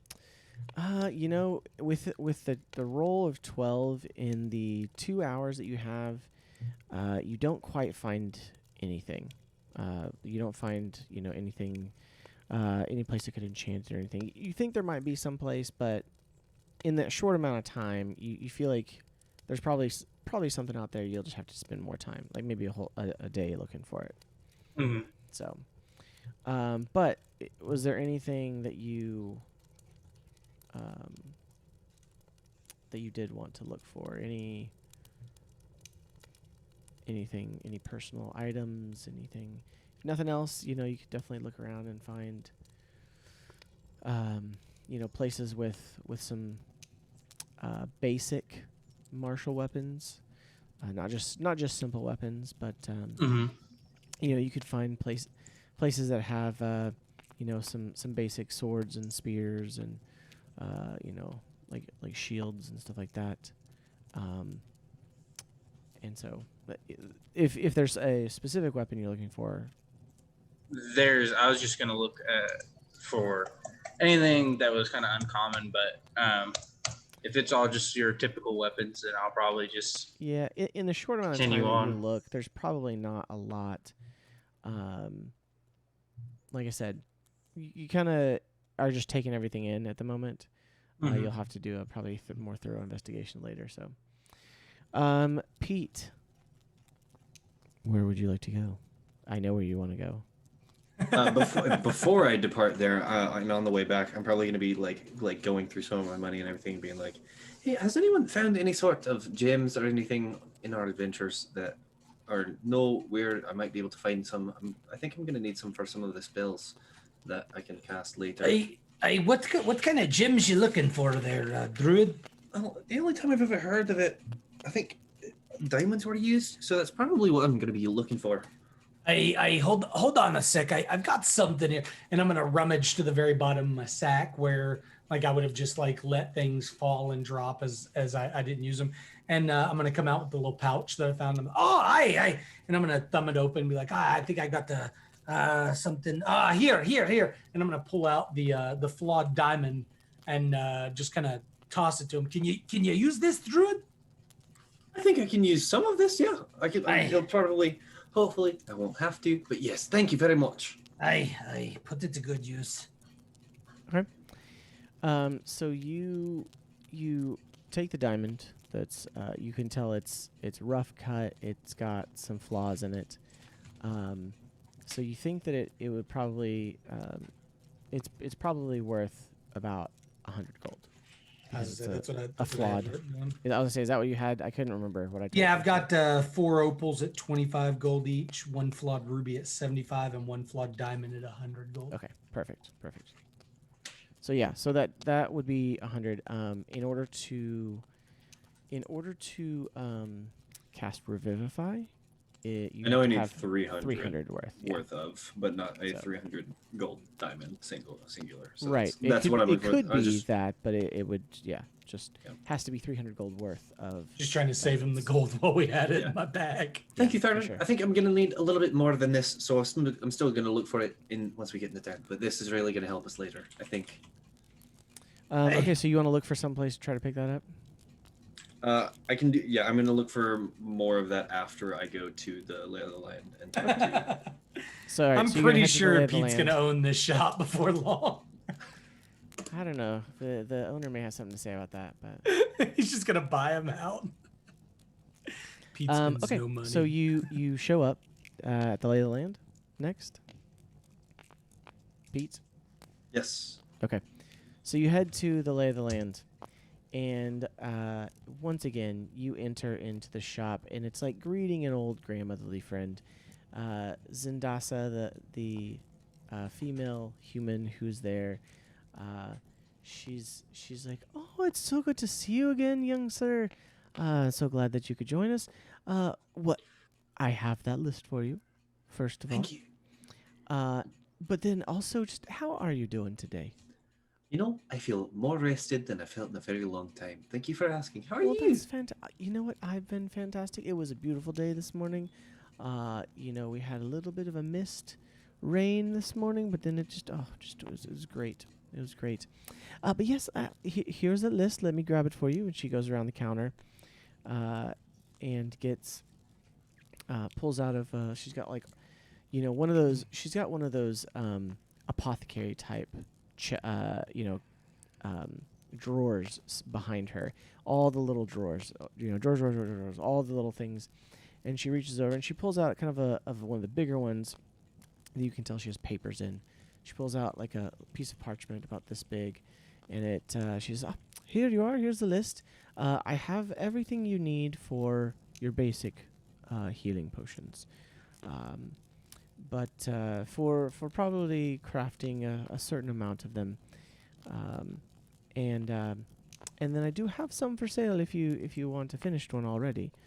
I just had some finish up this week."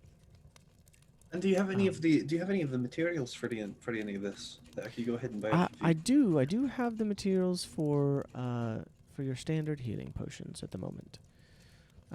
But probably enough materials for about 3. So, if you want to go ahead and get those, I can add those to you. I also have a few other things. I do have some let's see, some antitoxins. I have some candles, an incense, some oils, and then some alchemy supplies and herbalism kit stuff like that. So. Well, I do think I might be interested in some of these antitoxins. Is there a way to reverse engineer antitoxins so that I could learn how to do that from the herbalism kit? Do you think? It might take you a bit longer, and she kind of hesitates, like knowing like this is going to cut into her business a little bit. She says, get back to me later on that one. I can stop by for another list later. Okay. How about that? Okay. And she kind of looks at you like, like. But she says, but yes, like I said, I'm happy to. We do carry a lot of the materials and supplies for that as well. So, it's for the how much is it for the potion that you have finished, and then the list and the materials for the healing potions? So the materials for the potions are 25 gold. For a piece for the materials. Okay. The standard cost of the potion itself is 50 gold. Okay, so it's 125. It's about half. No.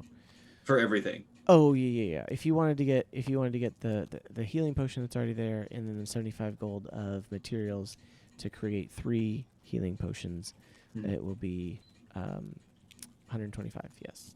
Okay, so 125. I think I am going to buy some of the wax because Mad Drop's in here reminding me that I do need to do that, and I have some ideas. And I will go ahead and also buy... How much are the antitoxins? Let me see here. They're not on this list that I have, so I got to find another one. 1 second.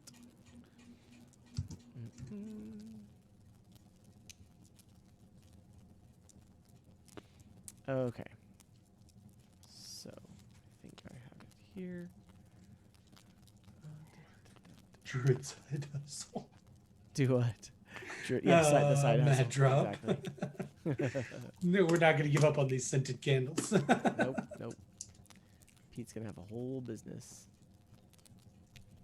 That's how he's gonna go into business and own the potion lady shop. I feel bad. I'm not trying to business her out of business. I just want to make sure that if we go on travels, like, all right, well, we don't have to buy things because I've got the supplies for it. Yeah, I get you. I don't know if I have.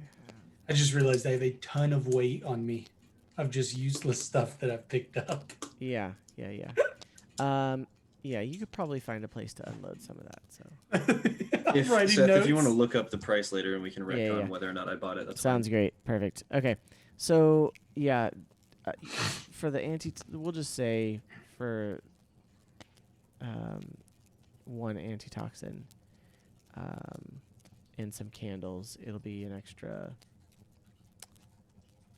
We'll say the antitoxin is 25 gold, and she throws in the candles and stuff for free. With the seeing as how you're paying quite a bit. Right. Excellent. Well, Then thank I'll you for, happily take all of that, and I will do the math on that in a second. Well, thank you for your business, and it's always good to see you around here. It's such a passion for it, so come back and see me. I absolutely will. Thank you, Zendasa. And I run off to wherever. I mean, maybe I'm asking people in the streets if. Yeah, I'm going to do that. I sprint out the door, find the nearest person that I can, just because I'm excited. Excuse me. Do you know where I could possibly find and purchase some precious gemstones? Is there like a tailor around, or some sort of jeweler, or anyone that might sell things of magical sort like that? Roll an investigation check. Oh boy. Maybe I'm just talking to the air, because this is probably not going to go well. We don't have a 14. we don't have a single intellect user in our group. All right, so you find somebody who's like, huh? What? Yes. There might be a place. There might be a place in the upper part of the city. Because the lay of the land here. The lay of the land is in the lower part, in the Iron Lot. So he says, yes, you may be able to find a place in the upper part of the city. So I would try up there in one of their districts. Thank you. There's not going to be any down here, I can tell you that. That's good enough. It's a great start. Thank you very much. And I take off. Okay. So probably after going to the lay of the land and everything, you probably know you may not have enough time That's fine. to go find him today. For expediency, you all realize about what time it is, and you start heading towards the Hearth Hammer. I wanted to head to the forge, by the way. Go ahead there. So while they're doing that, you go to the forge. Again, Thurden would walk up. He'd be still just in awe of it. I mean, this would be essentially his holy It's ground. The Omni Smelter and the Prayer Foundry are the Prayer Foundry is the temple to Moradin, the Allhammer. Yeah. It's this giant octagonal structure, and it resembles an anvil on top of an iron shrine. Within there, the holy symbols and prayer coins pressed and forged, while the blacksmiths and tinkers are coming and having their creations blessed, coming to get them blessed by Moradin. So attached to that is the Omni Smelter, and it's these series of angled hallways. This network of foundries forms a sprawling compound that smelts, purifies, and prepares a majority of the metal materials and ingots distributed throughout, in fact, this entire region. You do know a majority of it here is controlled trade by the Empire. But there is a smaller portion that is for independent crafters and stuff as well. So you go, and are you browsing, or are you just going to visit the temple?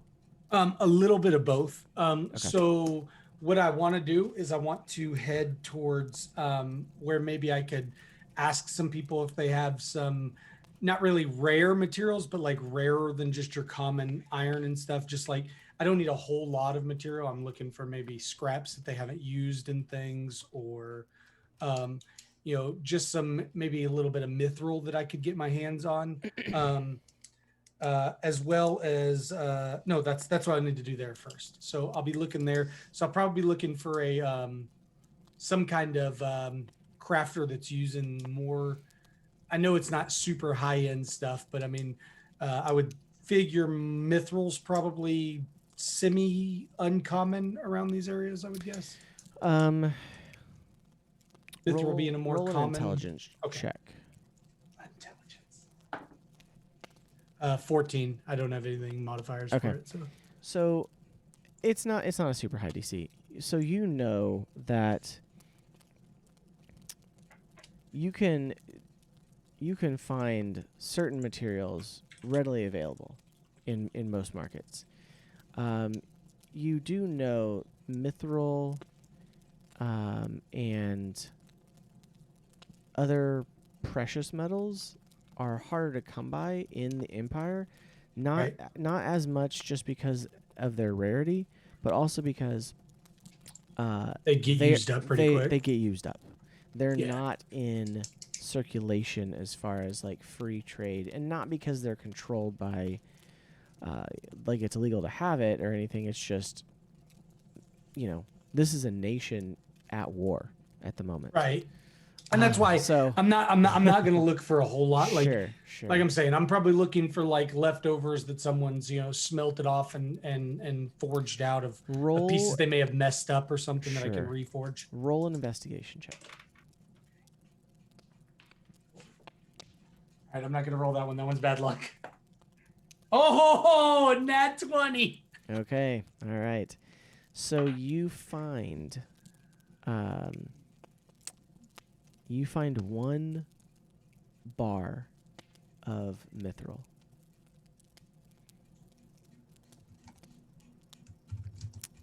Not a lot, but how much is that going to run me?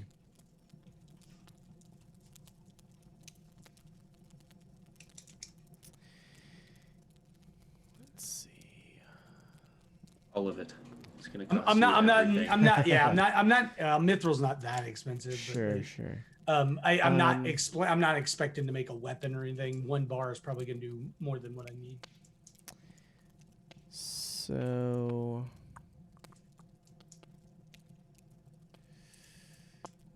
okay.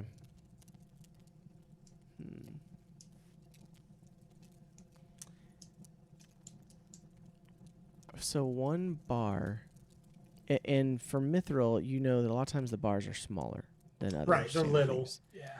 because they're so strong. Mm-hmm. This bar, being probably the only bar that someone's even willing to part with, is approximately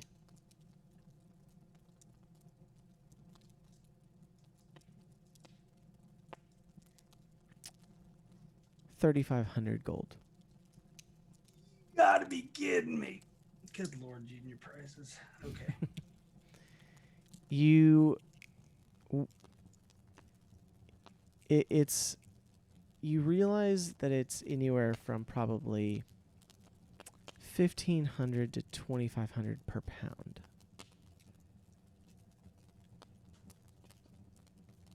Okay. Because it is a precious metal. So. Gotcha. And then also because it's the only one available. Gotcha. Now the gentleman who has the bar, could I talk to him about where he's getting his materials? Could I get information off of him? So he's there and he's got this one bar. Asking around. He says, I got this one bar that I'd be willing to sell. And you ask, roll a persuasion with disadvantage. Persuasion +5, that's 17, and they're both 12, so 17 total. Okay. He says, look, I appreciate your fervor for finding these things, but unfortunately my sources are they are my own, and I don't know that I can share them. Maybe if I knew you better. I understand. At that point, I'm probably... What's his name? Of course you'd ask me his name. Yeah, I mean, you jacked up a bar of mithril on me. Hey, common price is $2,500 per pound, so...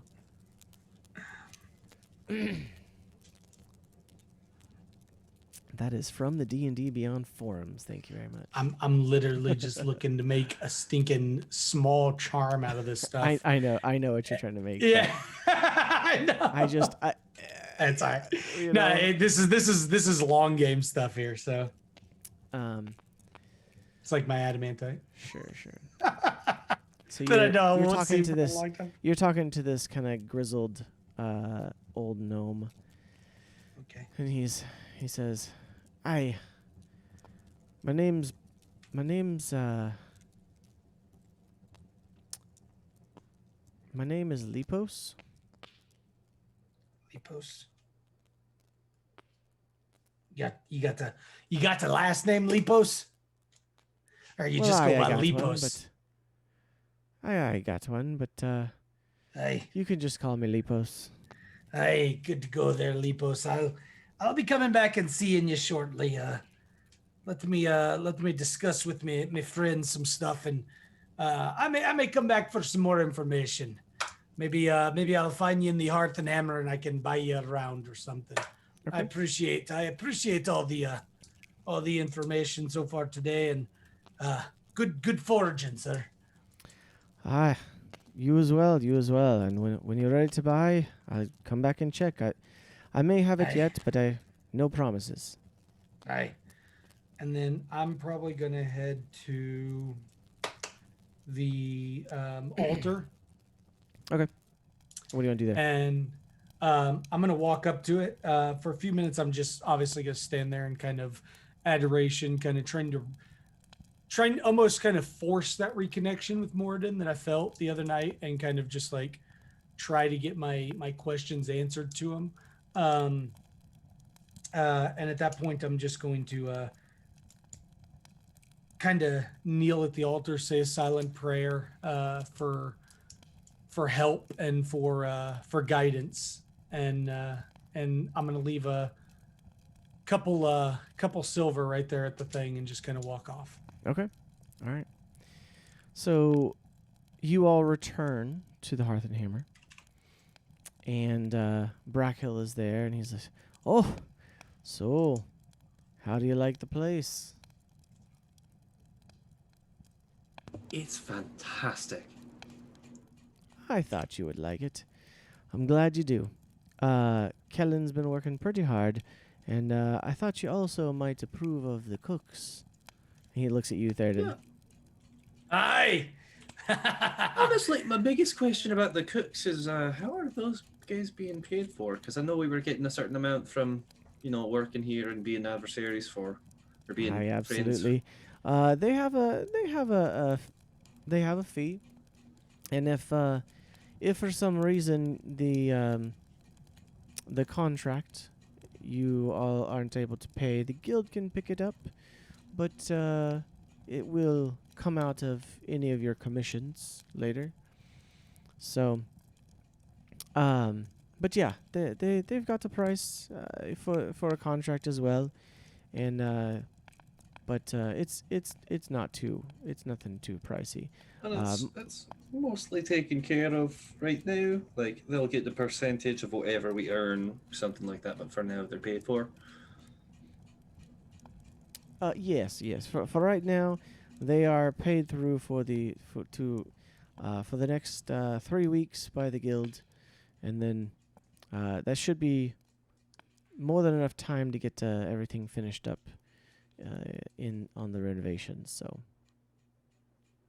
All right. Good enough for me. All Is right. Wiltix in his shop by chance still, or is it he wound down for the day? You notice so it's actually like right close to 7 o'clock. So you do see that the outside door to his shop is closed. The inside door is one of those double doors where the top swings open, right? So the bottom section is closed, but the top section is still open a little bit.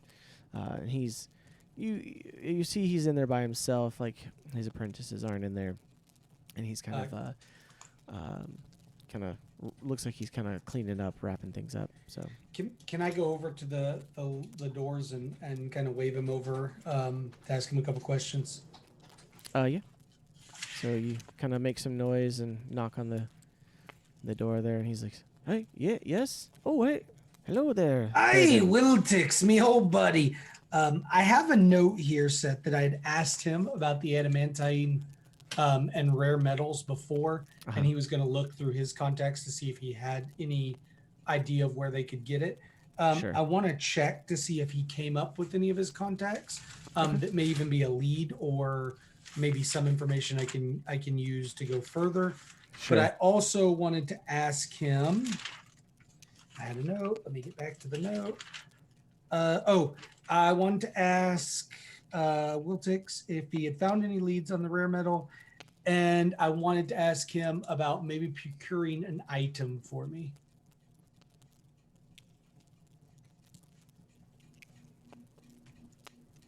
Okay, so he says, I've reached out to my contacts, but it's going to be probably a few days before I find anything back on it. So I of course, Wiltix, you're the good man. I do have a question though. I was talking with one of me friends, and they had me going on about some items I might want to look around for, and was wondering, you're a man that has plenty of connections and seems to procure some interesting items. Looking to get me hands on maybe a bag of holding. You got any idea of where I might be able to get me hands on something like that? I see they're not too common, but I know they're not super rare either. So just trying to find out. sure, he kind of looks at you and says, "Oh yes, I do understand that would be a mighty useful tool. Aye. I've had a few in my day. Let me get back with you on that. I know there is an enchanter shop somewhere in the city, but I'm not sure the name of it off the top of my head. Yeah, if you can get me that name, I can go check it out. I Plus, appreciate it's going to be closed at this point this Of evening anyway. course. So Of course. I just stewing you as we were winding down for the day, gonna get to some ale, and if you happen to swing by there, Wiltix, I'll be happy to pay for a good old flagon of some ale if you don't care to join us, maybe. oh, perhaps another time. But Aye. I appreciate the offer. Of course, good man. All right. Well, I'm going to close up. I've got some errands to run, but I will see you later. I have a good one, and I'm gonna walk back over to the group. Okay. So you sit down, and while you wait a few minutes, Brackhill gives you guys some dinner, sits it out, and gives you guys, food before you head out. You then get close to the time, and you actually start to head in the direction of the Firemark facility. You go out around to the back of the Hearth and Hammer, where one of the Brackhill's younger hands opens the gate. He was watching everything overnight and lets you out with the cart. Now, though you are driving a cart, are you trying to just get there, or are you trying to take some side roads, be a little quieter about this whole affair? What are you trying to do? I would say we probably want to keep a little more of a stealthy approach. We wouldn't want to draw extra attention to ourselves. Okay. So we would definitely be telling Rowan to shh. Okay. Yeah, absolutely. So, I don't remember. Have we Rowan- dropped off the stuff that's like not conspicuous? yeah, so it was delivered to the Hearth and Hammer. I was gonna say, I think They- the only thing that's left on that there was- is the yeah, stuff the only we thing that's stole. left is basically the stuff that you got from the Udalot factory. Now, you do also have those items that I told you about previously. I believe there's a vase. The vase, I think, is the only other thing we had, because the Because then the- statue was the other thing, and That's and right. That's and right. Jace has it, Okay, and then the other thing was the dagger, and that's Lee right. has it. And Lee has that. So, okay, perfect. So you head to there. I'm gonna have Rowan, or actually, Colin, why don't you have Rowan roll a stealth check. Actually, just everyone roll stealth checks. I'm also going to, before we head out, grab some gun parts from the cart, and I'm going to go ahead and have 6 gun parts with me. Those are already gone. That's what we turned back into Hearth and Hammer, wasn't it? I think all we have, we only have the blasting powder going to the fire. Well, you had some left over, and you gave them to Rowan. Yeah, he's got 4 of each that I had. Yeah. So and then whatever Rowan, you had taken off already. I thought you had taken at least one set of everything. Had you not? I took 4 of each. I don't know what Lee. No, took Lee. off I thought himself. Lee took one Yeah, set of everything. I took 2. Yeah. Or was it 2 2? sets of everything. Yeah. 2. Okay, I can't remember what you wrote down. You've got So you have- 6 sets total between you and Rowan. Okay, so Rowan has 4, and you have 2 sets of everything. So, okay, so you have that with you, is what you're saying. Okay. Yeah. Cool. Yeah, you have it in your bag. No worries. Okay, so you head there. Everybody roll their stealth check. Yeah. Pete, was that Rowan's roll? I haven't rolled anything for Rowan yet. I will though. He's got +6. He rolled a 14, and then +6. So 20. Yeah. Okay, so Rowan got 20. I am bad. I rolled a 1. Okay. Yeah, I got you. So I have disadvantage. I rolled a nat 20 and then a nat 1. I rolled a dirty 20. Okay. Do you want me to roll for Jace too? Yeah, go for it. And Seth, just one last quick thing. Since I bought the candles, how many did I buy? Probably. I'd say you probably got like half a dozen. Thank you. All right. So Yeah. Jace got a 17. I like how you added that somehow. How I did what? I don't know. It said you added 16 plus 9 somehow. So Yeah, how did you roll 2d20? you rolled 2d20. Yeah, I rolled Oh. 2d20s, but then I added it together by just, took the Oh, I know what lowest he did. one. Because he's got disadvantage, doesn't he? Yeah. You can right click and do on the roll, and then do Why? disadvantage. It won't let me roll on his page. I have to roll on my page. Oh, okay. I'm the DM, so I can do that from now on. Like if they're not here, I'll just do the rolls on their pages. That way you guys can see that too. So Okay. and they can I'll, see it later. if I had my dice, it wouldn't be a problem, but I left my dang dice. No, it's okay. Okay, so you guys start making your way towards the firemark facility, and you get a little ways on, and Theoden and Pete start talking about their breakfast and how amazing it was. And pretty soon, they are shouting with glee about their breakfast, and they are just talking, and then you realize, Pete, you haven't been guiding the horses. And you're not really sure where you're at. Oh no, we got ourselves lost. Let's see. Oh gosh. They're fine. It's fine. We'll just keep going straight. What is it? They say So- all roads lead to Hubbarduk. It's fine. Yep, exactly. They do say that. Aye. So as you are going along, you see 2 Crownsguard come around the corner. Crap. And they see you driving a cart at 7:30 at night, and they walk over and they get your attention, and one of them says, "Slow down for a second. What business do you have here at this time of night?" We're on official business.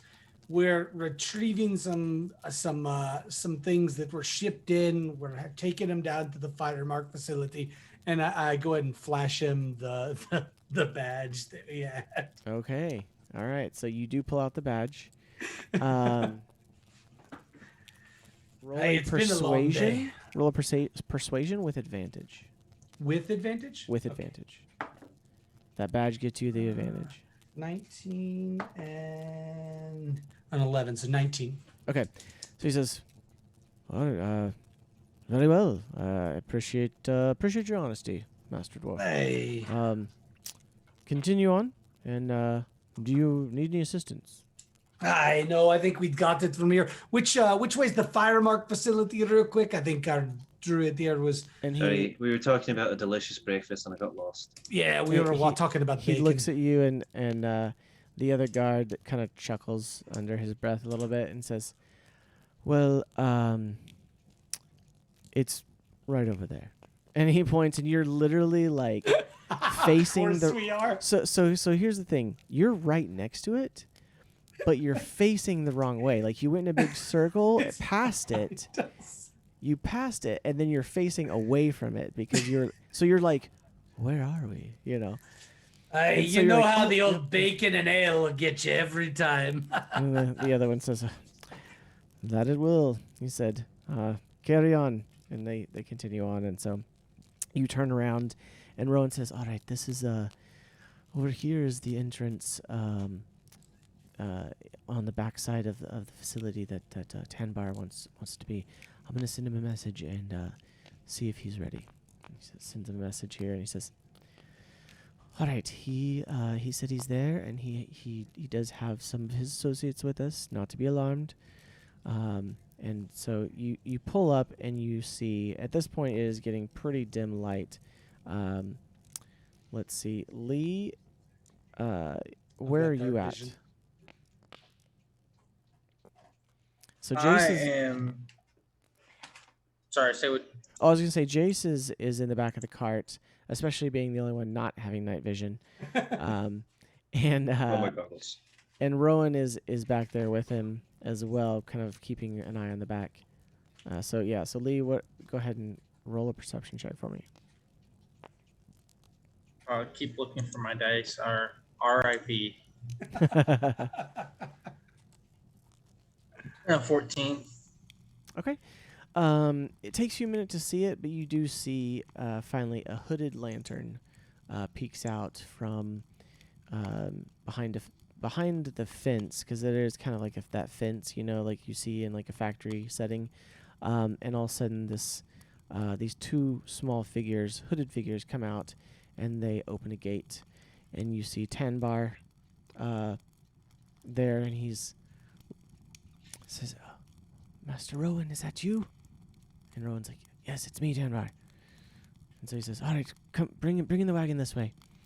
And then you see beside him a small female gnome who throws back her hood, and it's Nima. And she says, "Well, it took you guys long enough." And she gives you a wink as you roll into the gate here. And so you get, he kind of hops up and directs you to this kind of dock. And there's 2 or 3 workers that he says, "All right, this is part of my team. I trust them, so they're going to unload the supplies here." I cannot thank you enough for recovering this. And in fact, there's someone else here that wants to talk to you. And you see Swear Scrit's about to walk out of here. no. You see, so like you said, you're kind of like backed up the cart to like a loading dock type situation, and you're standing there, and there's a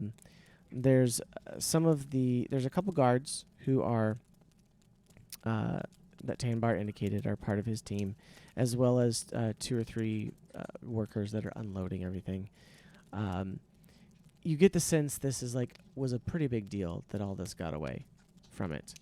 And as he says that there's someone that wants to talk to you, from out of the loading dock, walking between all of the people working, you actually see Starosta Emma Zesbach.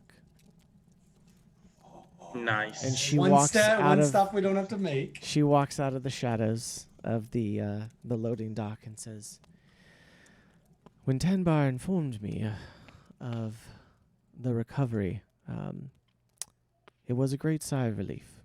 I will give you that. And I'm very glad that you all completed this. It looks, according to Tanbar's recollection, that you did get most of it back." Tanbar's like, yes, we got it back, Mistress. We got it back, Mr. Estra. So I do appreciate your patience. And she's like, yes, very well, Tanbar. You know that I. What happens to one happens to all here, and we're keeping this within a select group of individuals here. So she said, so I definitely would appreciate your discretion in revealing what was taken. We have actually captured one of the inside men, if you will. We captured a worker here at the Fire Mark facility who apparently had a previously unknown friendship with Stallmast, that scoundrel himself. And he was the main contact for smuggling things out. He's still being questioned, and if we've kind of hit a wall a little bit with him, but we're hoping to make progress. If you all are willing, you're more than welcome to ask him any questions as well. Madam Starosa, anything we can do to help the good fine people of Hupperduke out?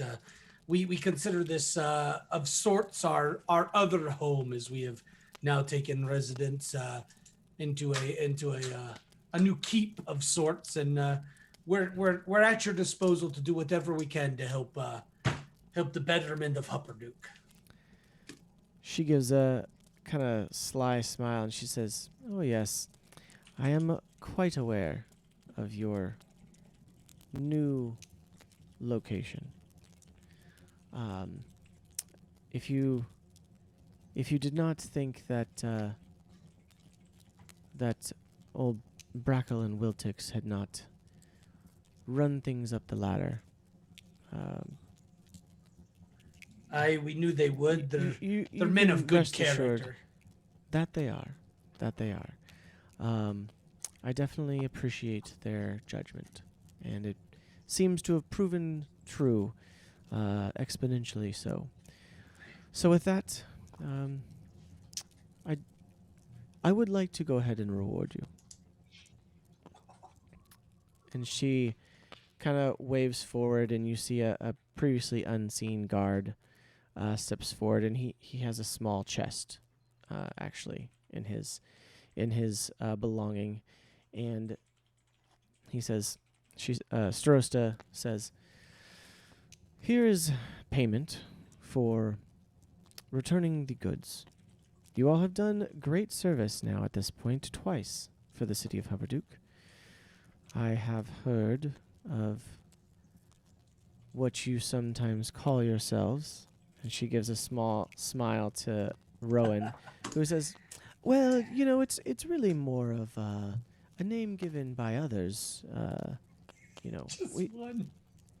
We would never presume to take a name like the heroes of Hupperduke all by ourselves." And he kind of flourishes his hand as he says it, Of course not. I believe I heard some children shouting it first, and I think that's where the bard got it. I'm sure. He said, and Starosta says, "Let it be known that amongst us, at least, I do consider it an accurate title. So, though you may find those outside of our city, fair as it is here, less knowledgeable or accepting, we are, after all, one of the more independent cities here in the Dundalian Empire, and some don't like that we have that arrangement. That's part of the charm of your little town here. That's why we love it so well. Well, I am glad for that. Anyway, she has her guard hand over the box. Lee, I believe you're probably the closest as she reaches over because Pete and Theoden being kind of still sitting on the wagon there. Yeah. Mm-hmm. She hands it over to you, Lee, and Okay. says, "For your service, and if you would like to come by tomorrow to the prison, we can see if we can't get a little bit more information out of our prisoner. But let it be known that we have at least plugged the leak at the moment." You got any chairs around? I've got good ways of making people talk. She kind of gives you a quizzical look at that and says, "As you were, Master Dwarf." And she says, turns around and starts walking back into the facility there. With that, Tanbar leans over and says, "Oh, she is definitely one of the people I would trust here in the city." As you're talking now, the crew has finished, and it is basically Tanbar and Nima in your party.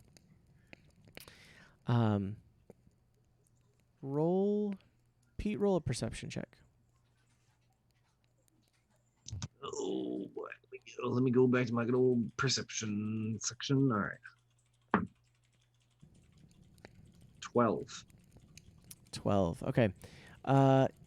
You don't see anything, but you hear kind of fluttering around Anwin. And she comes up to you at one point and says in your ear, I've been watching, and this Tanbar fellow is a trustworthy fellow. He's genuinely relieved that you have returned all these goods to him. So, and you get the sense that she used her ability to sense emotion, and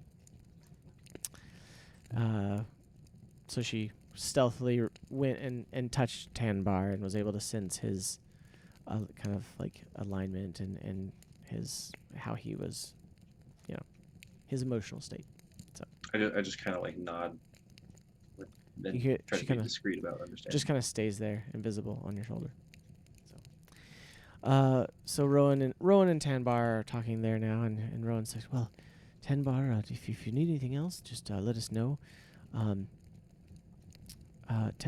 He goes ahead and says, "Tanbar, what's the policy on individuals having guns here in Hupperduke?" And Tanbar looks at him for a second and says, "Well, there's no law against it, though the sale of them is definitely frowned upon and would be heavily regulated." Rowan says, all right, well, we may have found a few in our travels. Some of the smugglers might have made them, but we've taken care of them. And so Tanbar says, "Well, as long as they're out of the hands of those that would use them for ill, then it's all right by my book." Nima kind of gives you all a knowing and quizzical look. And she says, I can't wait to hear the stories." She says, I'll be up at your place in the next day or so. Would love to have a chat." She says, "Otherwise, I'm going to help Master Tanbar here make his way home and head home myself." Anything else you guys want to ask him about? I'm currently thinking of questions for the prisoner, so I leave it to you guys. Would it be possible for you to show us how they work? Tanvar looks for a second at you and says, I think with the trouble you went through, that might be a fair trade, but we'll have to arrange it for another time. I can't do anything tonight. Aye. Well, thank you.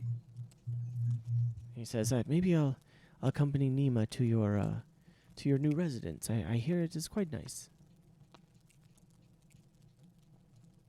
It is. It's a pretty nice workshop, too. Oh. Jace kind of pipes up and says, yes, we would love to have you, Tanbar, and come join us for a day and enjoy the meal if you can get away. Is that quite? Thank you. I definitely appreciate it. I will look to come with Nima in the coming days. So, with that, they wave goodnight and go off into the shadows, and you all are left with the empty wagon now, and you do know they were to be returned to the Hearth Hammer. So, anything else you want to do before you kind of make your way back and head back to your home? No, I'd probably like to go ahead and just head on back to the house at this point, unless everybody else wants to. Yeah, it's nighttime and things closed, Yeah. so I would just say head back anyway. All right, so you head back to the Hearth and Hammer, and for brevity's sake, you're able to turn everything in. In doing so, you do also get a little bit of payment from Brackhill as well. And just for your own sake, the chest does contain 5,000 gold. Goodness gracious. And 500 gold in gems. 200 of which are diamonds. You're welcome. Okay. So, Hey. and then from Brackhill, you do get another 1,000 gold. So for the party, 200. We each get 1,200 each. Who wants these jewels? I'll put them with these other ones till we have a actually- need for them, except for the diamonds. I'd give Yeah, them. I'm gonna to need Pete those there. for the rest of us. I promise I'm not gonna be doing anything weird with them, but I do need Hey. them for the party seat. I trust you. I'll put the bag out that I have the opals and the cracked ruby in, and I'll just open it so he can throw the ones that are not diamonds into the. and the rest of them are a pretty an assortment. Basically equaling 300 in gems. Okay. So it's not they weren't as large or specific as the rough ones that you received already. So So they're just loose, random gems. just kind of loose, random gems, semi-precious. So in total equaling 300 gold. Gotcha. So I'll write it down in the little bag. perfect. All right. So with that, you guys make your way back home, uneventful, and you pass, Oda, who is back on for night watch. So, and with that, we are going to go ahead and end tonight's session. Aw. We can't go for another 4 hours? Well, considering 2 of our party members are gone, It's I all right. feel like it's a good place to stop. So, Yeah. all right. You could almost afford that mithril. Almost. I'm still probably another 1,300 gold shy. I mean, But that's when you only sell the 1.5 of our shares. Inflation. When you sell the diamonds to Pete, then I just gave him the one diamond. I know I'm Yeah, just he's giving a you a hard time. All right. Well, thank you for everyone in our chat for being here. We had quite a few people drop in, so Yeah. great to see Mad Drop and Yoshi and the Noodle. Thank you for being here. We also had I think we had a few other people join us in chat a lot. from earlier. So, but yeah, thank you all for being here. Sorry if you watched the VODs or the YouTube after the Jeff had to leave, and so at that point our cameras got a little off. You can still see Colin and Reborn pretty easily. That was the funny thing is the two of us stayed in the same spots. I didn't think about that. Everybody else was like, maybe because It's Noah okay. wasn't You even didn't in the need to see camera, anyone like else it didn't anyway. matter. Yeah. Yeah. So, because Noah is at work, so. Mm-hmm. I get Anyway. to work and stream. That's right. That's right. awesome. Well, D&D he at is work? he is a public servant, so he's. That's true. Yep. Well, hey. First responder. Yes, absolutely. Well, thank you all for being here. Thank you for listening to the podcast as well. And we look forward to episode 25 next week. 25. So we may be doing something special for that, or we may put it off if we have to. So we want it to be special. So if it's not next week, we'll do something next week and do 25 the next week if we don't have time to get it all ready before then. So, but yes, look forward to it. I'm excited. So real quick, Seth, that thing Yeah. you were asking me about beforehand, is that Yes. when you're wanting to do it? Yes. Or And we may spend just this week announce getting it. it out? Or we may just announce it then. Either way. So yeah, All we right, may. I'll send you some stuff. And Yeah, you can get Sounds good. All right. Well, thank you all. Good night and God bless.